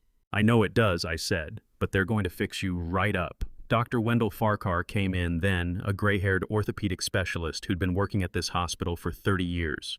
He examined Owen's arm with brisk, easy kindness, explained the cast and the healing process, and got Owen to laugh once with a joke about monkeys. Derek stood in the corner, silent, watching. We'll get him sorted out, Dr. Farquhar said. Cast will take about an hour to properly set. You folks can wait in the room down the hall. As they wheeled Owen toward the casting room, Derek finally spoke. I don't have a car today. He stopped, stared at the floor. Let's get him a cast first, I said quietly. We'll work out the rest after. We sat in the blue waiting room, blue vinyl chairs, fluorescent lights, the smell of antiseptic and old coffee, the particular low hum that belongs to hospitals, machinery, ventilation, the sound of people waiting to hear something. Those blue vinyl chairs took me back to the waiting room where Nadine had received her diagnosis. Same smell, same hum, different ending this time. Derek sat beside me, not across from me beside me. We didn't bring up the house, didn't mention the lawsuit, the social media posts, the money, the 2 years of silence. We just sat. After 40 minutes, Owen came back out, cast on his arm, weary smile on his face, worn through. Can I sleep? He asked. You can sleep, I said. He climbed up onto the chairs and put his head in my lap. Out within minutes. Derek and I sat there for another hour while the cast fully set. Owen sleeping, my hand resting on his shoulder. Derek staring at the middle distance. I didn't ask about the car, didn't ask why he'd started a sentence and couldn't finish it. I didn't need to. I could read it in the way he was holding himself too carefully, too still. He wasn't saying things. He'd been let go from his firm 3 weeks earlier. No car, no money. The man who'd hired private investigators and attorneys and tried to buy a witness had come apart economically and was now sitting in a hospital waiting room, unable to drive his injured boy home. Dr. Farquhar came out eventually. He looked at Owen asleep across my lap, looked at Derek beside me, took in the two of us together for a moment, gave a single slow nod and said nothing. He didn't need to. 30 years of hospital work teaches you to recognize what you're seeing. A father and a son, a sleeping child, a quiet reconciliation in blue vinyl chairs. Out in the parking lot, Derek confirmed what I'd already understood. Renee took the car to the conference, he said. I was going to get a rideshare. I'll drive you, I said. Thank you. 2 words. No performance, no caveat, no explanation attached. Just thank you. I carried Owen to my truck. He barely stirred, just murmured something and went back under head against my shoulder while I buckled him into the back seat. Derek got in on the passenger side. We drove without talking. After 10 minutes, Owen woke, slightly looked around, confused. Grandpa, I'm here, buddy. We're taking you home. Is Nadine's house home now? He asked, voice blurred with sleep. 7-year-old reasoning working hard to sort out where home actually was. I checked the rearview mirror, found Derek's face there, holding still, waiting on my answer. Yes, I said. Someone's taking care of her. Good, Owen mumbled. Then he was gone again. I kept watching Derek in the mirror. Not the face he put on for courtrooms, not the performance, just my son, 32 years old, hollowed out, staring at the cast on his little boy's arm. We reached Derek's apartment complex 20 minutes later. I caught it before he did a red notice fixed to the door. Official seal dated end of April, 3 weeks out. The envelope in my mailbox had no return address, but I knew whose hand had written it before I'd even worked it free. Renee's penmanship, careful, slanted the same script from birthday cards she'd sent the kids years back. May 17th, 3 weeks since Owen's arm. 2 weeks since Derek had carried a duffel bag into Nadine's house's guest room wearing a look that said every other door was shut. I opened it, standing at the roadside. Gordon, it began. No, dear. Just my name, plain, as if she were seated right across the table. I've been thinking about Nadine's house since Owen's accident. Derek told me you took them in, no conditions. I had no idea he'd been let go. The eviction was news to me. Maybe it shouldn't have been. The stationery was cream-heavy, what Renee saved for thank-you notes. I drove by the house last week. Didn't stop. Wasn't ready. But I saw the porch you built, the shutters, the garden boxes. That has to be Nadine's touch. They're exactly what she would have wanted. I've carried anger at that house for 2 years. Anger at you for picking it over Derek. Standing on Oakage, though, I saw I'd read it wrong. You weren't choosing the house, you were choosing Nadine. And maybe that's what Derek needed to witness all along, what it looks like when someone refuses to let go. My hands went unsteady. I read it a second time, then once more. I can't walk back the lawsuit. Derek was hurting, and I thought I was shielding him. But I can own the fact that I missed what you were actually making. Not a house, a record. Evidence that love outlasts the person who carried it. Owen has been asking about Nadine, whether strawberries were her thing, whether she could whistle, whether she'd have taught him to make something with his hands. Derek lets him ask now, the letter closed on a single line. Thank you for catching him when he fell. No signature, just empty space where her name belonged, as if she'd come close to the reconciliation, but couldn't step all the way through and couldn't hold her silence any longer either. I folded it and slid it into my shirt pocket. Then I walked up to the workshop where Derek's truck sat alongside mine. He'd been showing up most mornings, 7:30, sometimes earlier, never calling first, just arriving with a thermos and that same expression he'd worn at 16 when he wanted to learn something but was too stubborn to say he didn't know how. He was at the workbench when I came in, standing over the cherry I'd laid out for a bookshelf commission. 3 sides already planned smooth. His fingers moved along the surface, reading the grain. Warm, I said. He nodded, reached for his coffee, set it back down. Can you walk me through that? The planing. I'd been sitting on that question for 2 weeks, ever since the first morning he'd stepped into the workshop and simply stood there studying Nadine's old tools along the wall, taking them in like objects behind museum glass. Have you ever handled a hand plane? I asked. He shook his head. I lifted a number 4 from the rack, forgiving room for error. It's all in the angle, I said, placing it in his grip. Too steep and you dig, too flat and the blade just rides. You want it to barely bite, peeling clean, not tearing. He set himself at the bench, stiff, unsure of his footing. I repositioned him, feet wider, shoulders loose, weight riding the front foot.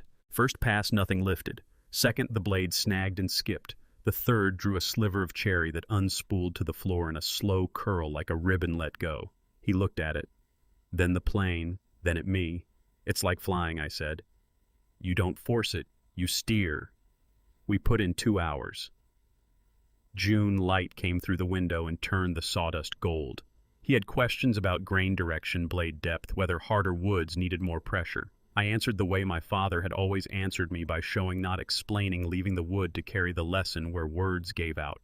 Owen turned up in the doorway around 9:30, cast covered in marker dinosaurs' trucks, a lopsided little house that could have been Nadine's. He watched his father run the plane across the board this pass, pulling a curl twice the length of the last. Cool, Owen said. And Derek smiled, a real one. The first genuine smile I'd seen from him since the hospital. Here's what woodworking does. It has no interest in your resume, doesn't hold a lost job or a lost house or 2 wasted years against you. The only thing it asks is whether you'll learn the angle, the feel, the grain, what the material demands. Derek was learning all of it unhurried, careful the way a man comes back to trusting his own hands. When Owen drifted outside to the scrap pile, Derek set the plane down and looked straight at me. Can I come back next Saturday? I thought about Renee's letter sitting in my pocket, about Owen asking if Nadine liked strawberries, about Derek's shoulders finally dropping away from his ears after that third clean pass. Workshop opens at 8, I said. He nodded, moved toward the door, stopped short. Dad, barely a whisper. Mom's letter, she told me she was going to write it. I didn't push her to. I just wanted you to know that. But I'm glad she did. He was out before I had anything ready to say. I stood in the sawdust and summer quiet listening to his truck fade, then drew Renee's letter out one more time. Read that last line again. Thank you for catching him when he fell. Except she had the direction wrong. He was the one catching me. Derek was back the following Saturday at 7:50 and the one after that. By mid-July, the workshop door swinging open at 8 sharp had stopped registering as anything remarkable. He never phoned ahead, just materialized with that same thermos and took his place at the bench ready to work. Those early weeks we didn't talk much. I'd lay out a project drawer, pulls a cutting board, a simple frame, show him once, then step back. After that, the wood was the better teacher. There's a point where guidance tips into interference where you have to trust the material to say what language can't. By August, he could read a board. Not expertly, but genuinely sense where the grain would give, where a knot would fight the blade. Calluses built on his fingertips, the kind that come only from hand tools, from pressing a chisel until your palm learns the shape. But the thing I kept noting was the phone. First few Saturdays, it wrote in his pocket out between passes job boards, most likely that compulsive scrolling you reach for when silence feels dangerous. Then late June came and he left it in the truck. By July, it sat there all morning. By August, I doubt he knew it existed. Here's the difference between teaching your son and teaching a stranger. With a stranger, you cover mechanics, grip angle, weight placement. With your son, you're trying to show him how to go quiet long enough to hear what the wood says. How to turn down the voice that spent years insisting he wasn't enough, didn't measure up, had failed. Derek wasn't picking up carpentry. He was learning to stop drowning in his own noise. I noticed it sometime in August. Something had shifted in how his hands moved. Not just the roughed skin where the plane handle had worn its mark into his palm. It was the way he held tools now, as if asking permission rather than seizing control. As if the chisel might say no and he'd accept that. Owen turned up most Saturdays, raising whole kingdoms from the scrap pile. Brienne came twice quieter, more deliberate. She'd stand and watch Derek work for 15 minutes without a word, then surface a question that showed she'd clocked everything. Why does that wood curl when Daddy planes it, smart kid? Nadine would have loved her. September arrived on cool mornings, golden light setting the drifting sawdust aglow. Derek brought his first real project to a close, a small shelf for Owen's rock collection. Joints, snug surface even. He stood back and studied it a good long while. It's crooked, he said. Everything's crooked, I told him. Build enough and you figure out how to make crooked look intentional. Brienne's school called on a Thursday Family Day second week of September cultural historical studies competition. She'd asked for me by name. I said yes before the sentence was done. Walking into that gymnasium, I caught the smell of poster board and floor wax. 30-odd projects stretched across folding tables, parents orbiting them with phones lifted. Brienne's exhibit sat at the far end of the room. I found it before I found her. A fieldstone foundation in miniature 18 inches or so across, assembled from streamstones packed together with clay mortar. The method dated to the 1890s, the kind Litchfield County masons practiced back when concrete was still a luxury. Her placard explained everything. Historical documents pulled from county archives, mortar composition, researched 3 separate clay mixtures put to the test. Derek was already there beside Renee. He caught my eye when I walked over, gave a nod, shifted back to open up space. Grandpa Brienne reached up and took my hand. Do you like it? I used the stones from the patch behind your workshop. I hope that's all right. Better than all right, I told her. A man in a gray suit drifted up alongside us. Mid-50s rimless glasses, the upright bearing of someone who thinks in blueprints. He spent a long moment with the model before turning to Brienne. Remarkable work, he said. Then he looked at me. You must be Gordon Merritt. I must have worn my confusion plainly because he offered a smile and a handshake. Preston Aldrich. 2 years back, I wrote the piece on your wife's house for the Architectural Journal. The school brought me in to judge today. He turned his attention back to Brienne's model.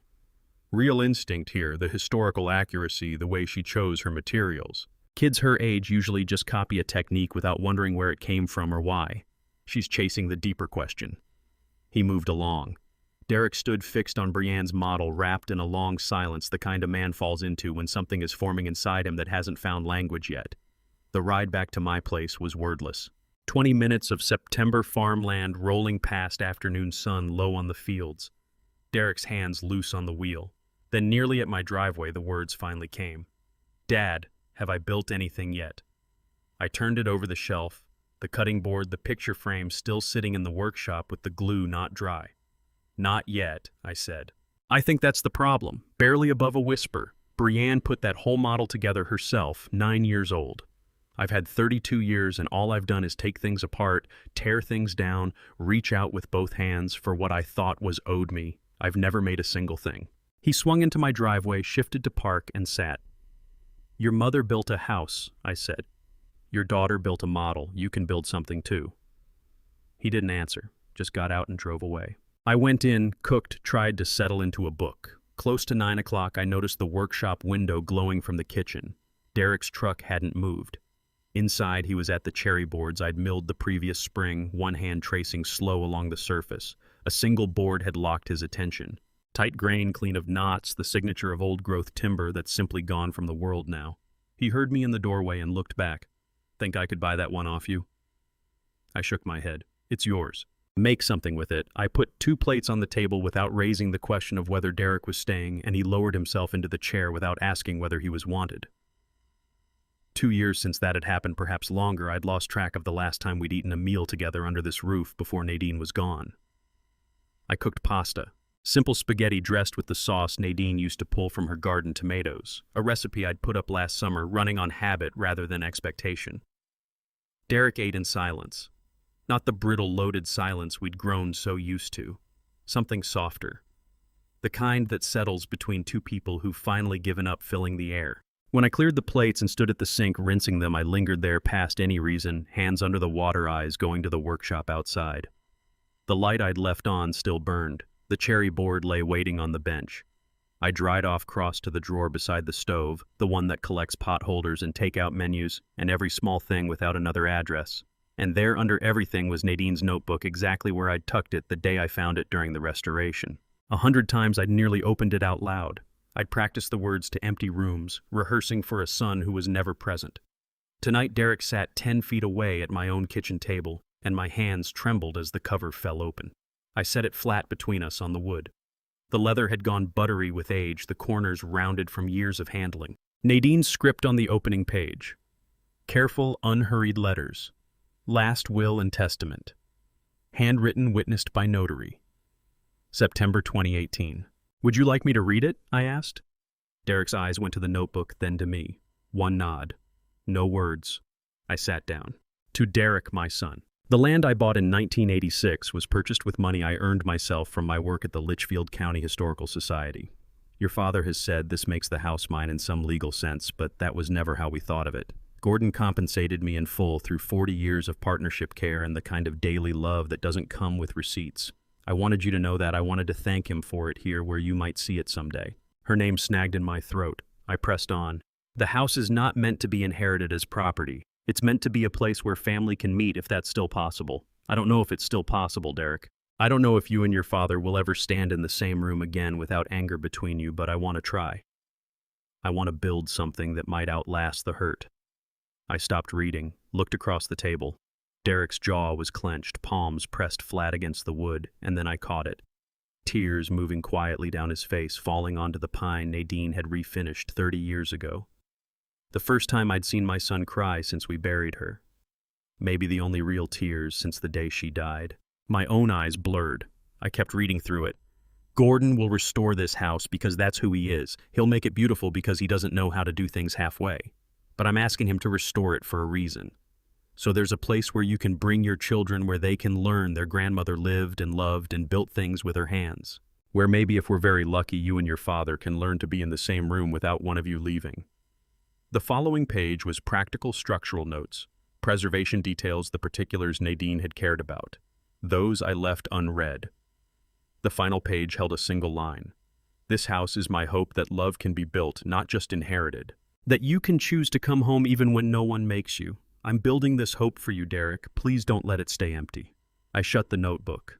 The kitchen clock marked the silence. Headlights swept through from a car on the road outside, crossing the ceiling and gone. Derek sat motionless, face still, wet hands still resting on the table, his mother's words suspended between us like something that hadn't finished landing. 10 o'clock passed.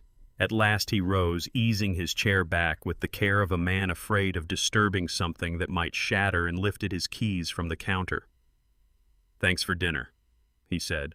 Voice scraped raw, barely sound at all. He moved toward the door, paused, turned as though a second thought had caught him. Let it go. Nodded once. Left.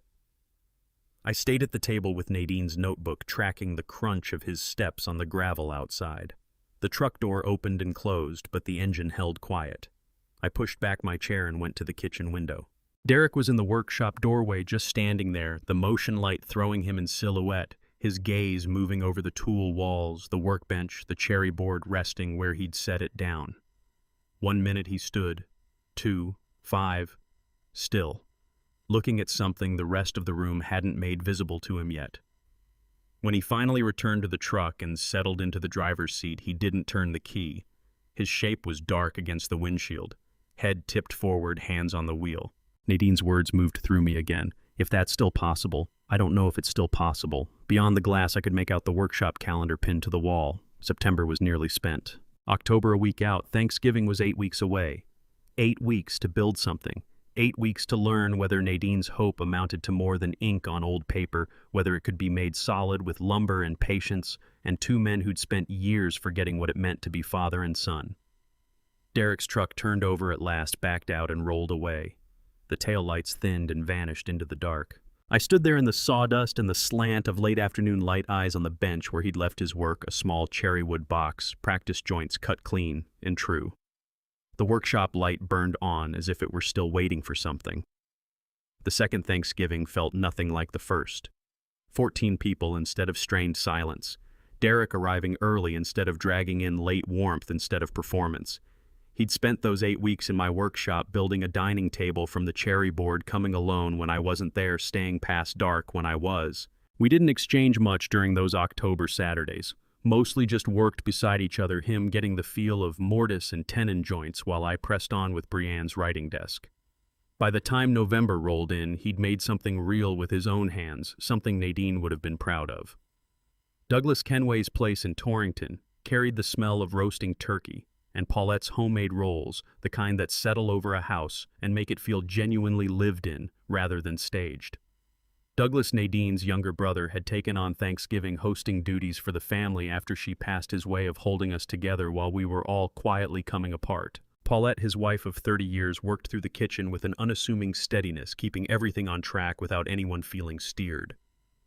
Derek showed up at 2, a full hour before dinner, found Douglas in the basement pulling out folding chairs, and simply started hauling them upstairs without a word. No announcement, no positioning himself where someone might notice. Just grabbed 3 chairs and moved toward the stairs like it had never occurred to him to do otherwise. I watched from the kitchen doorway. Renee noticed too. She was helping Paulette set the table and caught my eye across the room, giving me a small smile that didn't have any tension behind it this time. Not the careful, guarded smile from the year before, just a quiet recognition that something between us had changed. Last Thanksgiving, Derek had walked in 2 hours behind schedule with apologies that sounded like something he'd workshopped on the drive over. Renee's smile that day had been measured, protective. The children had been too still, reading the atmosphere the way children do when they sense the grown-ups are putting on a show. Everyone performing the idea of family rather than inhabiting it. That meal had tasted like duty and things left unsaid, whatever Paulette's cooking might have been. This year, Brienne got up during dinner and presented her Keystone Arch model to the whole table. Nobody prompted her. She simply had things to explain: the physics of how compression converts weight into structural strength, how the center stone holds the arch together, not by being the hardest, but by being shaped precisely right. Owen cut in twice to add that he'd helped locate some of the stones. Douglas listened to her the way you'd listen to someone defending a dissertation. Renee passed me the cranberry sauce partway through the meal. "Thank you," she said quietly. "You're welcome," I said back. Nothing more than that, but it landed. After dinner, I drifted out to Douglas's back porch, the same spot I'd stood the year before. November cold, the Litchfield Hills going gray and soft in the distance, wood smoke riding up the valley from somewhere below. I was thinking about Nadine, wondering whether she could see any of this. Her brother's house full of noise and family, her grandchildren laughing inside her son carrying chairs before anyone thought to ask him. The door pushed open behind me. Derek came out and eased it shut, keeping the warmth in. He took a place beside me at the railing. Said nothing for a stretch, just looked toward the hills, hands buried in his pockets, breath rising in small clouds. "Dad," he said at last, "I know I hurt you, and not just about the house. I lost sight of you for a long time. What you do, what you actually know, what that takes. I put up one structure I was proud of against a house you built with your own hands." He paused, didn't say which one really counted. His apology was like his first clean pass with the hand plane, no flourish, no performance, just the thing done right because he'd finally learned to read the grain. "I don't need a speech," I told him. "Just need you to show up." "I know," he said. "I'm working on that." We stood in the cold together. Wood smoke muffled voices from inside Paulette laughing at something Douglas said, Owen's higher pitch asking for more pie. "What are you building for Brienne?" Derek asked. "Writing desk," I said, "for her room. She'd earned it with that model the way I saw it. Can I help with it?" I studied his face. It was serious and open, the same look he used to bring me at 8 years old when he wanted to work beside me on the porch railing and wasn't sure I'd say yes. "You're good enough to sand," I told him, "and to hold things steady while I cut." He laughed. The real one, not the controlled, polished version he'd cultivated somewhere through his 20s, but the laugh that lives in your chest, the unguarded kind that comes from a man who has found his way back to himself by making something with his hands instead of moving other people's money around. It was the sound I'd been waiting 2 years to hear again. "Fair enough," he said, the smile still on his face. "I can sand." We let the silence sit for another minute without either of us reaching for more words. Inside, someone was cutting pie. Owen called for his father. Derek turned back toward the door, and I followed. That's when I saw her. Brienne at the window beside the door, watching her 9-year-old face, solemn and hopeful, close to the glass. She'd been standing there the whole time, tracking our conversation through the window like a person waiting for a specific verdict. When she saw us heading in, she rushed to the door and yanked it open before our hands reached the handle.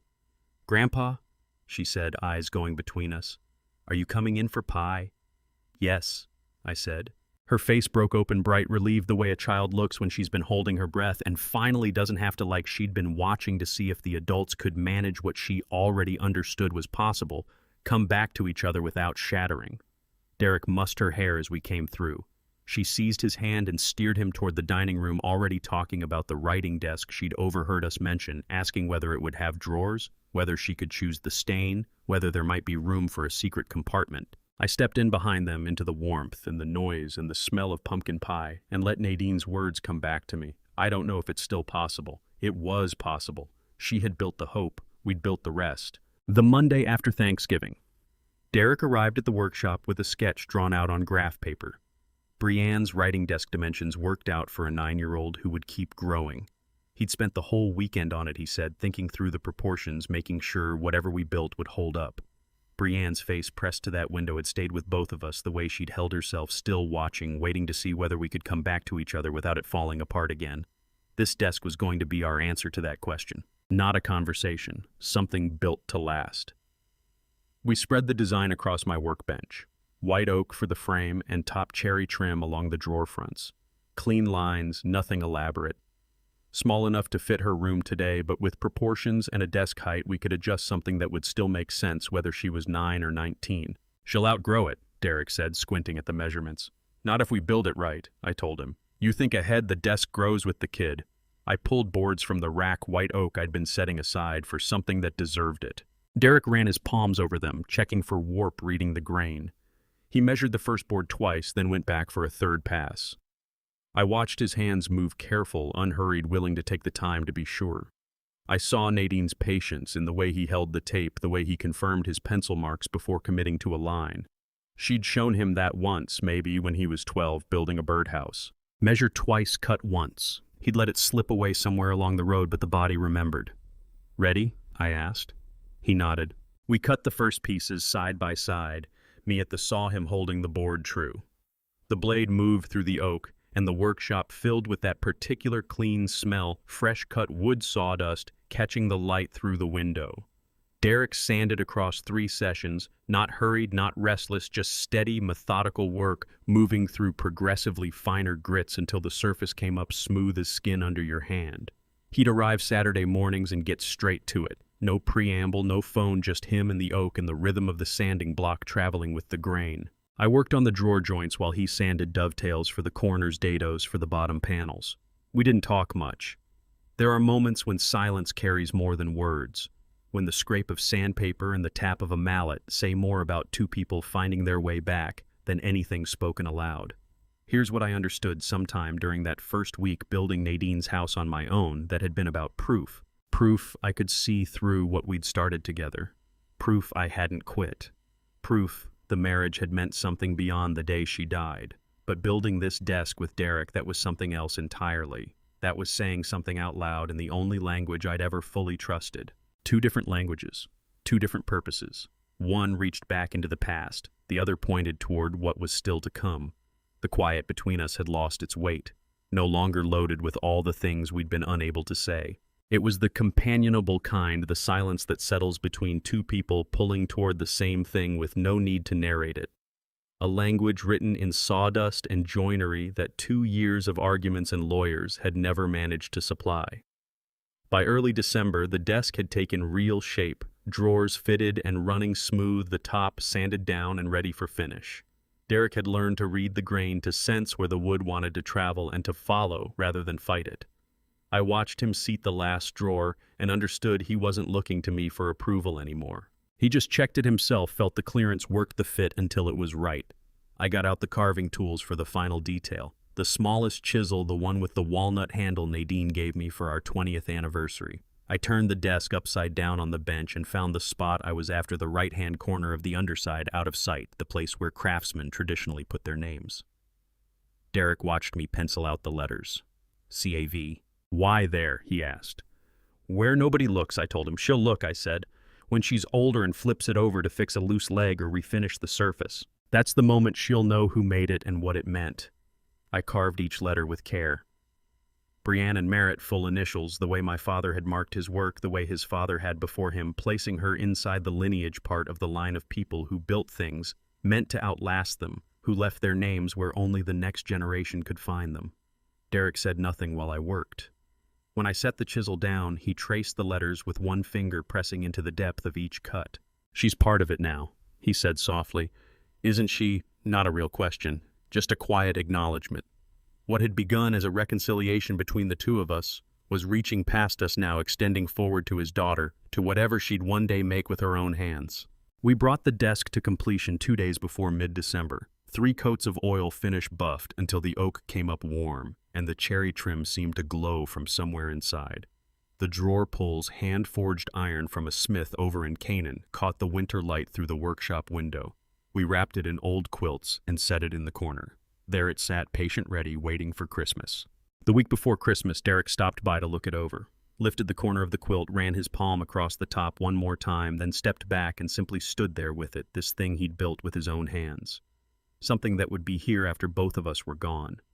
He was quiet a long time. Then what happens to Nadine's house now? I'd been expecting that question, expecting it for months, honestly, since the lawsuit wrapped up, since the trust was set, since Derek first appeared in my workshop doorway. I had an answer, but not the one he was anticipating. Come inside, I said. I'll put the kettle on. We need to talk about that. I was partway through my morning tea when Preston Aldrich's email landed with a subject line that made me read it 3 times. Documentary invitation. Nadine's house selected. I'd already told Derek my answer about the house the week before. Laid out my thinking. He'd heard me out, nodded, then offered his own thinking. Different plans that somehow slotted together the way dovetail joints do, his piece holding mine in place, mine giving his something to rest against. But this email was outside anything either of us had anticipated. Preston's message was, as always, precise. A documentary crew out of Hartford was shooting a series on 19th century New England vernacular architecture, the structures ordinary people raised from local materials and inherited knowledge before mass production ironed everything flat. They'd come across his architectural journal piece on Nadine's house, studied his analysis of the fieldstone foundation method. The timber framing the way the whole structure settled into the land, as though it had always belonged there rather than been placed on top. They wanted to feature the house. More than that, they wanted me. I set down my mug and went through it again. The director was drawn specifically to the restoration process, Preston wrote, how I'd matched the original stonework, how I'd tracked down period-appropriate materials, how I'd worked with methods that were already uncommon when I first learned them 40 years ago and had since grown nearly extinct. The term Preston used stopped me cold. Technical witness. Not stonemason, not contractor, not even craftsmen. Witness someone who could testify to a way of working that might vanish with the man who carried it. Someone who'd seen it done and could hand that knowledge forward before it became nothing more than photographs in a file and instructions no one remembered how to follow. I thought about my father teaching me to read stone. Which ones would bear weight, which would fracture under pressure, how to find the grain in granite. Thought about his father passing him the same knowledge back in the 1940s, learning it from old masons who'd picked it up in the 1890s. 4 generations of understanding sitting in my hands every time I lifted a stone and felt where it needed to go. How many people were left who knew this?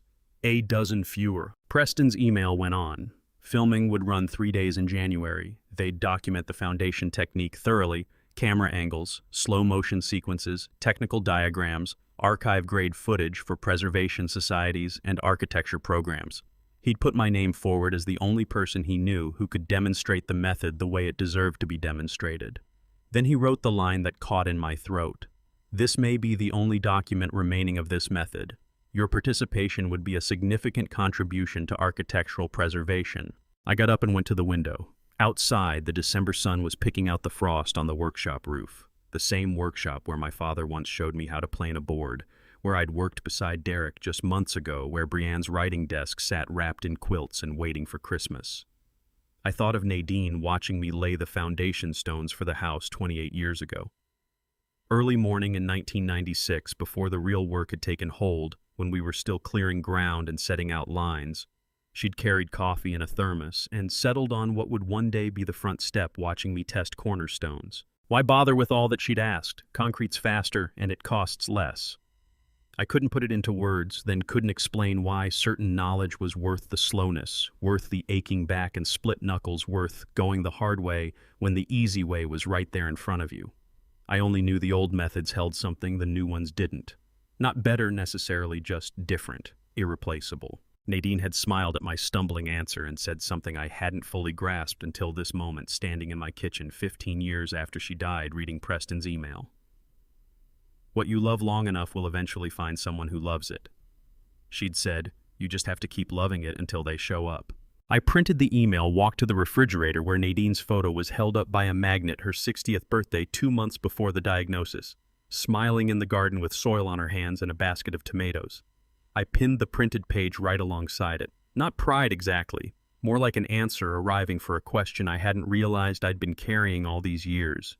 What does legacy want? Not admiration, not appraisal, just to find someone who grasps why it matters, someone who will love it enough to keep it breathing. The documentary wasn't coming for the family conflict or the lawsuit or even because Preston had written about the place. It was coming for the craft itself, for the technique, for knowledge that deserved to outlive the man who held it.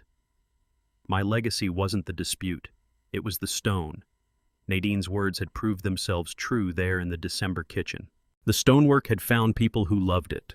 Preston, the documentary director, whoever would sit with that footage someday and absorb what it showed. Architecture students who'd study the method, preservation societies who'd hold the technique in their archives, maybe eventually another mason who'd watch the film and understand what the stone required. The knowledge would go on, not only in my hands, but captured, preserved, handed forward. I took out my phone and typed a reply to Preston. One word, yes. Sent it.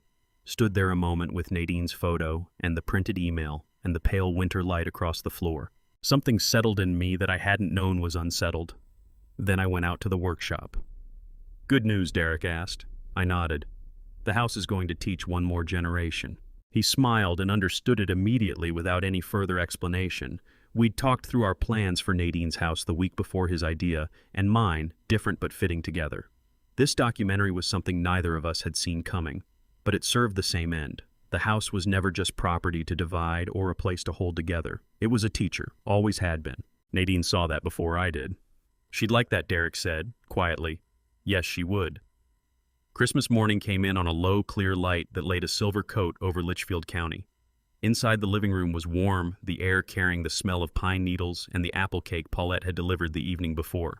Owen was already cross-legged on the floor, buried under a small mountain of torn green wrapping paper, wholly absorbed in raising an elaborate fortress from wooden blocks. Over by the west window, Renee stood with an old ceramic mug cupped in both hands, watching a light dusting of snow settle over the reclaimed white oak porch outside. There was an ease to the way she held herself that hadn't been there 2 winters back. No defensive angles, no practiced composure, just the calm stillness of a woman who had finally found solid ground under her feet. But Brienne wasn't looking at the small boxes or the bright ribbons. Her eyes had fixed entirely on the large object tucked into the corner near the fieldstone hearth. She crossed toward it slowly, her boots whispering against the floorboards, and drew the old utility quilts away. The white oak framework caught the soft morning light and held it, the surface rubbed with linseed oil until it carried a quiet luster. The cherry trim along the drawer fronts offered a deep reddish contrast, running like a clean vein through the paler wood. Brienne said nothing. She simply settled onto the small matching bench Derek had built, sliding her legs under the frame. Her hands came down flat against the desktop, small fingers spreading wide to feel the grain. She moved her palms across the surface, tracing the seamless joins, where the oak planks met, testing the glass-smooth finish we'd spent hours bringing up. Then she lifted her eyes across the room to me. "Did you build this, Grandpa?" "I cut the joints," I said from my place in the doorway. "But your father did the real work." She turned to look at Derek, who was perched on the edge of the brick hearth, a cold mug hanging from his fingers. His knuckles were slightly raw, marked with the faint pale lines of sandpaper and chisel slips. The honest evidence of a man who had stopped running from quiet. "I sanded it, Brienne," Derek said, his voice free of the old boardroom weight.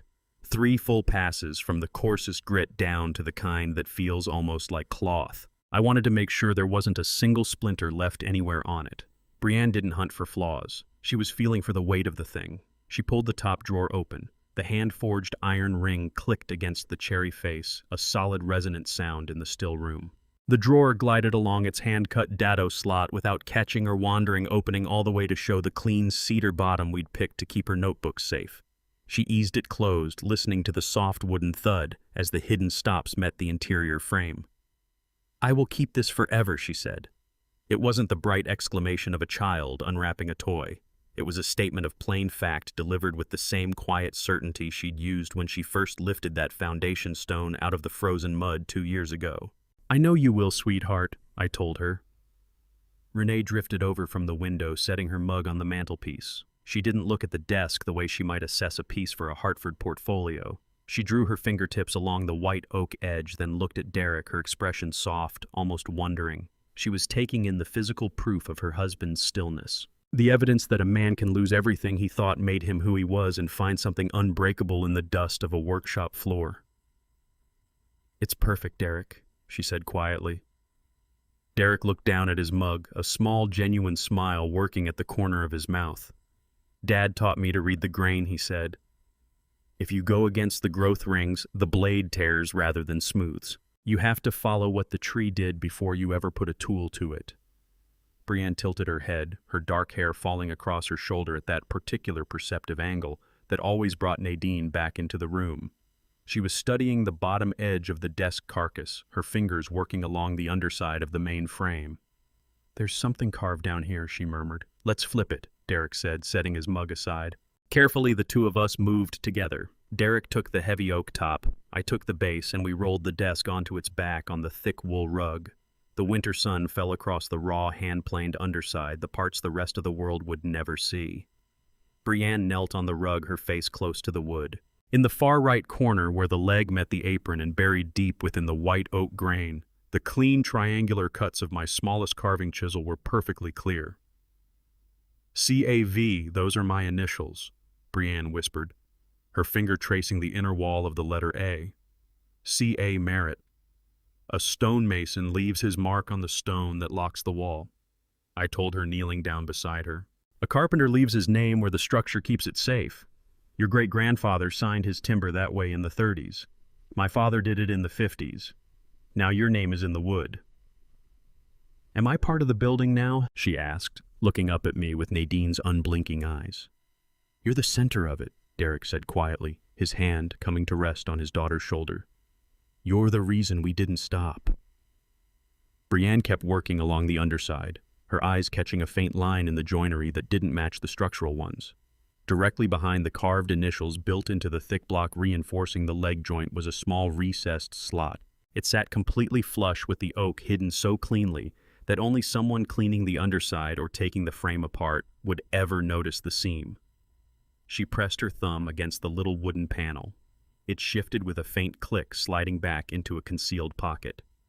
Inside the niche lay a heavy brass key on a solid silver chain and a small square of heavy parchment paper folded into a tight rectangle. Brienne lifted the key out by the chain, its weight settling with a soft clink against her palm. She unfolded the paper carefully, her eyes moving over the neat, dark ink of my handwriting. "Read it, Grandpa," she said, passing the parchment to me.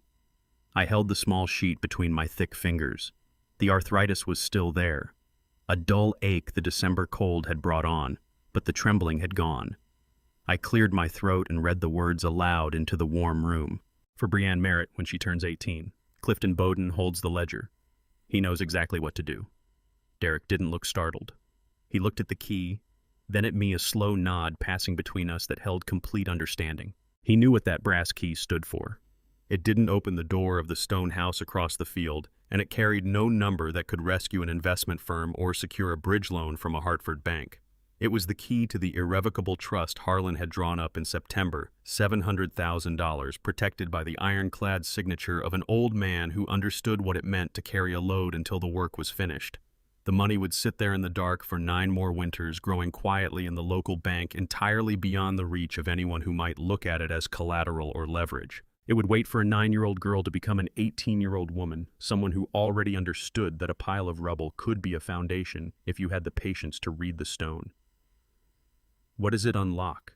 Brienne asked, cradling the brass key in both hands. "A path," I said, softly reaching out to tuck her dark hair behind her ear. "A path your grandmother and I laid out for you before the walls ever went up. Keep it safe, Brienne, the same way you kept that foundation stone." She gave one nod, solemn and deliberate, and immediately slipped the silver chain over her head, letting the heavy brass key drop beneath her holiday sweater until it rested cold against her chest. She didn't ask how much sat in the trust or what the ledger contained. The numbers weren't what mattered. What mattered was that the key had a purpose and that she had been trusted to carry it. By noon, the rest of the family had gathered at my house. The small kitchen was full of steam and the clatter of silverware. Douglas Kenway was at the table, his laughter rolling down the hallway as he told Owen a story about an old masonry job from 1993. Paulette moved between the stove and the counter, her hands busy carving the ham. Derek was in the middle of all of it. He wasn't hovering in the corner anymore, eyes fixed on a glowing screen or fussing with his cuffs in that wound-up, guarded way. He was leaning in toward his Uncle Douglas' shoulders, easy, his hands rough and dark with walnut dye, looking like a man who had finally arrived home because he chose to be there, not because he had run out of other options.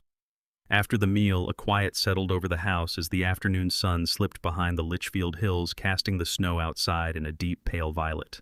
January was barely a week off, carrying with it the cold that would stiffen my joints, and the film crew coming up from Hartford to document the dry stone methods for the historical archives. The old stone house on the far end of the property would appear on screens across New England, its walls examined by students hungry to understand how lime mortar could hold weight for another 100 years. But standing there on the porch in the fading light, watching the wind work through the pine trees Nadine had loved, I knew that the real preservation wasn't being captured on any film reel. The door behind me clicked open. Brienne stepped out onto the cold boards, her winter coat done up tight, the silver chain catching the last of the light at her throat. She moved to the porch's edge and gazed out across the snow-covered field behind the workshop. "Grandpa," she said, her breath rising in a white cloud against the mountain air.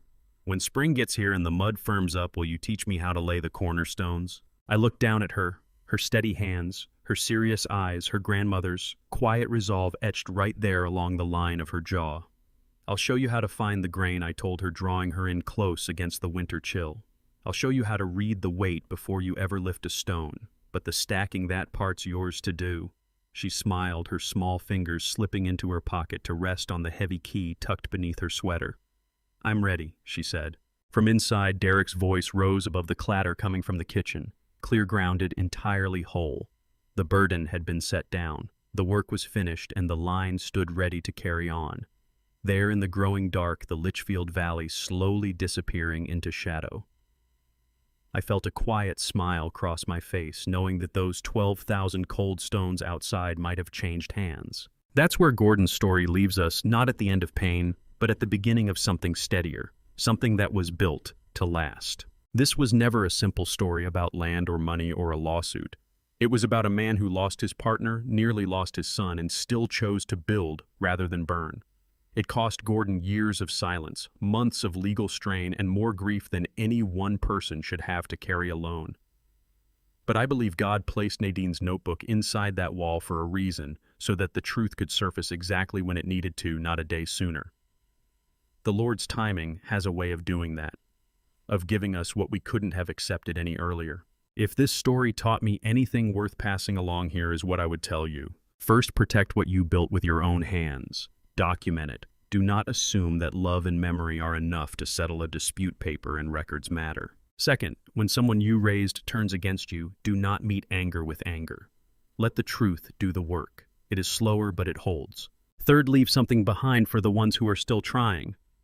Gordon didn't just leave Brienne money, he left her a foundation, a craft, and a story worth telling. Fourth, reconciliation rarely arrives the way you planned for it.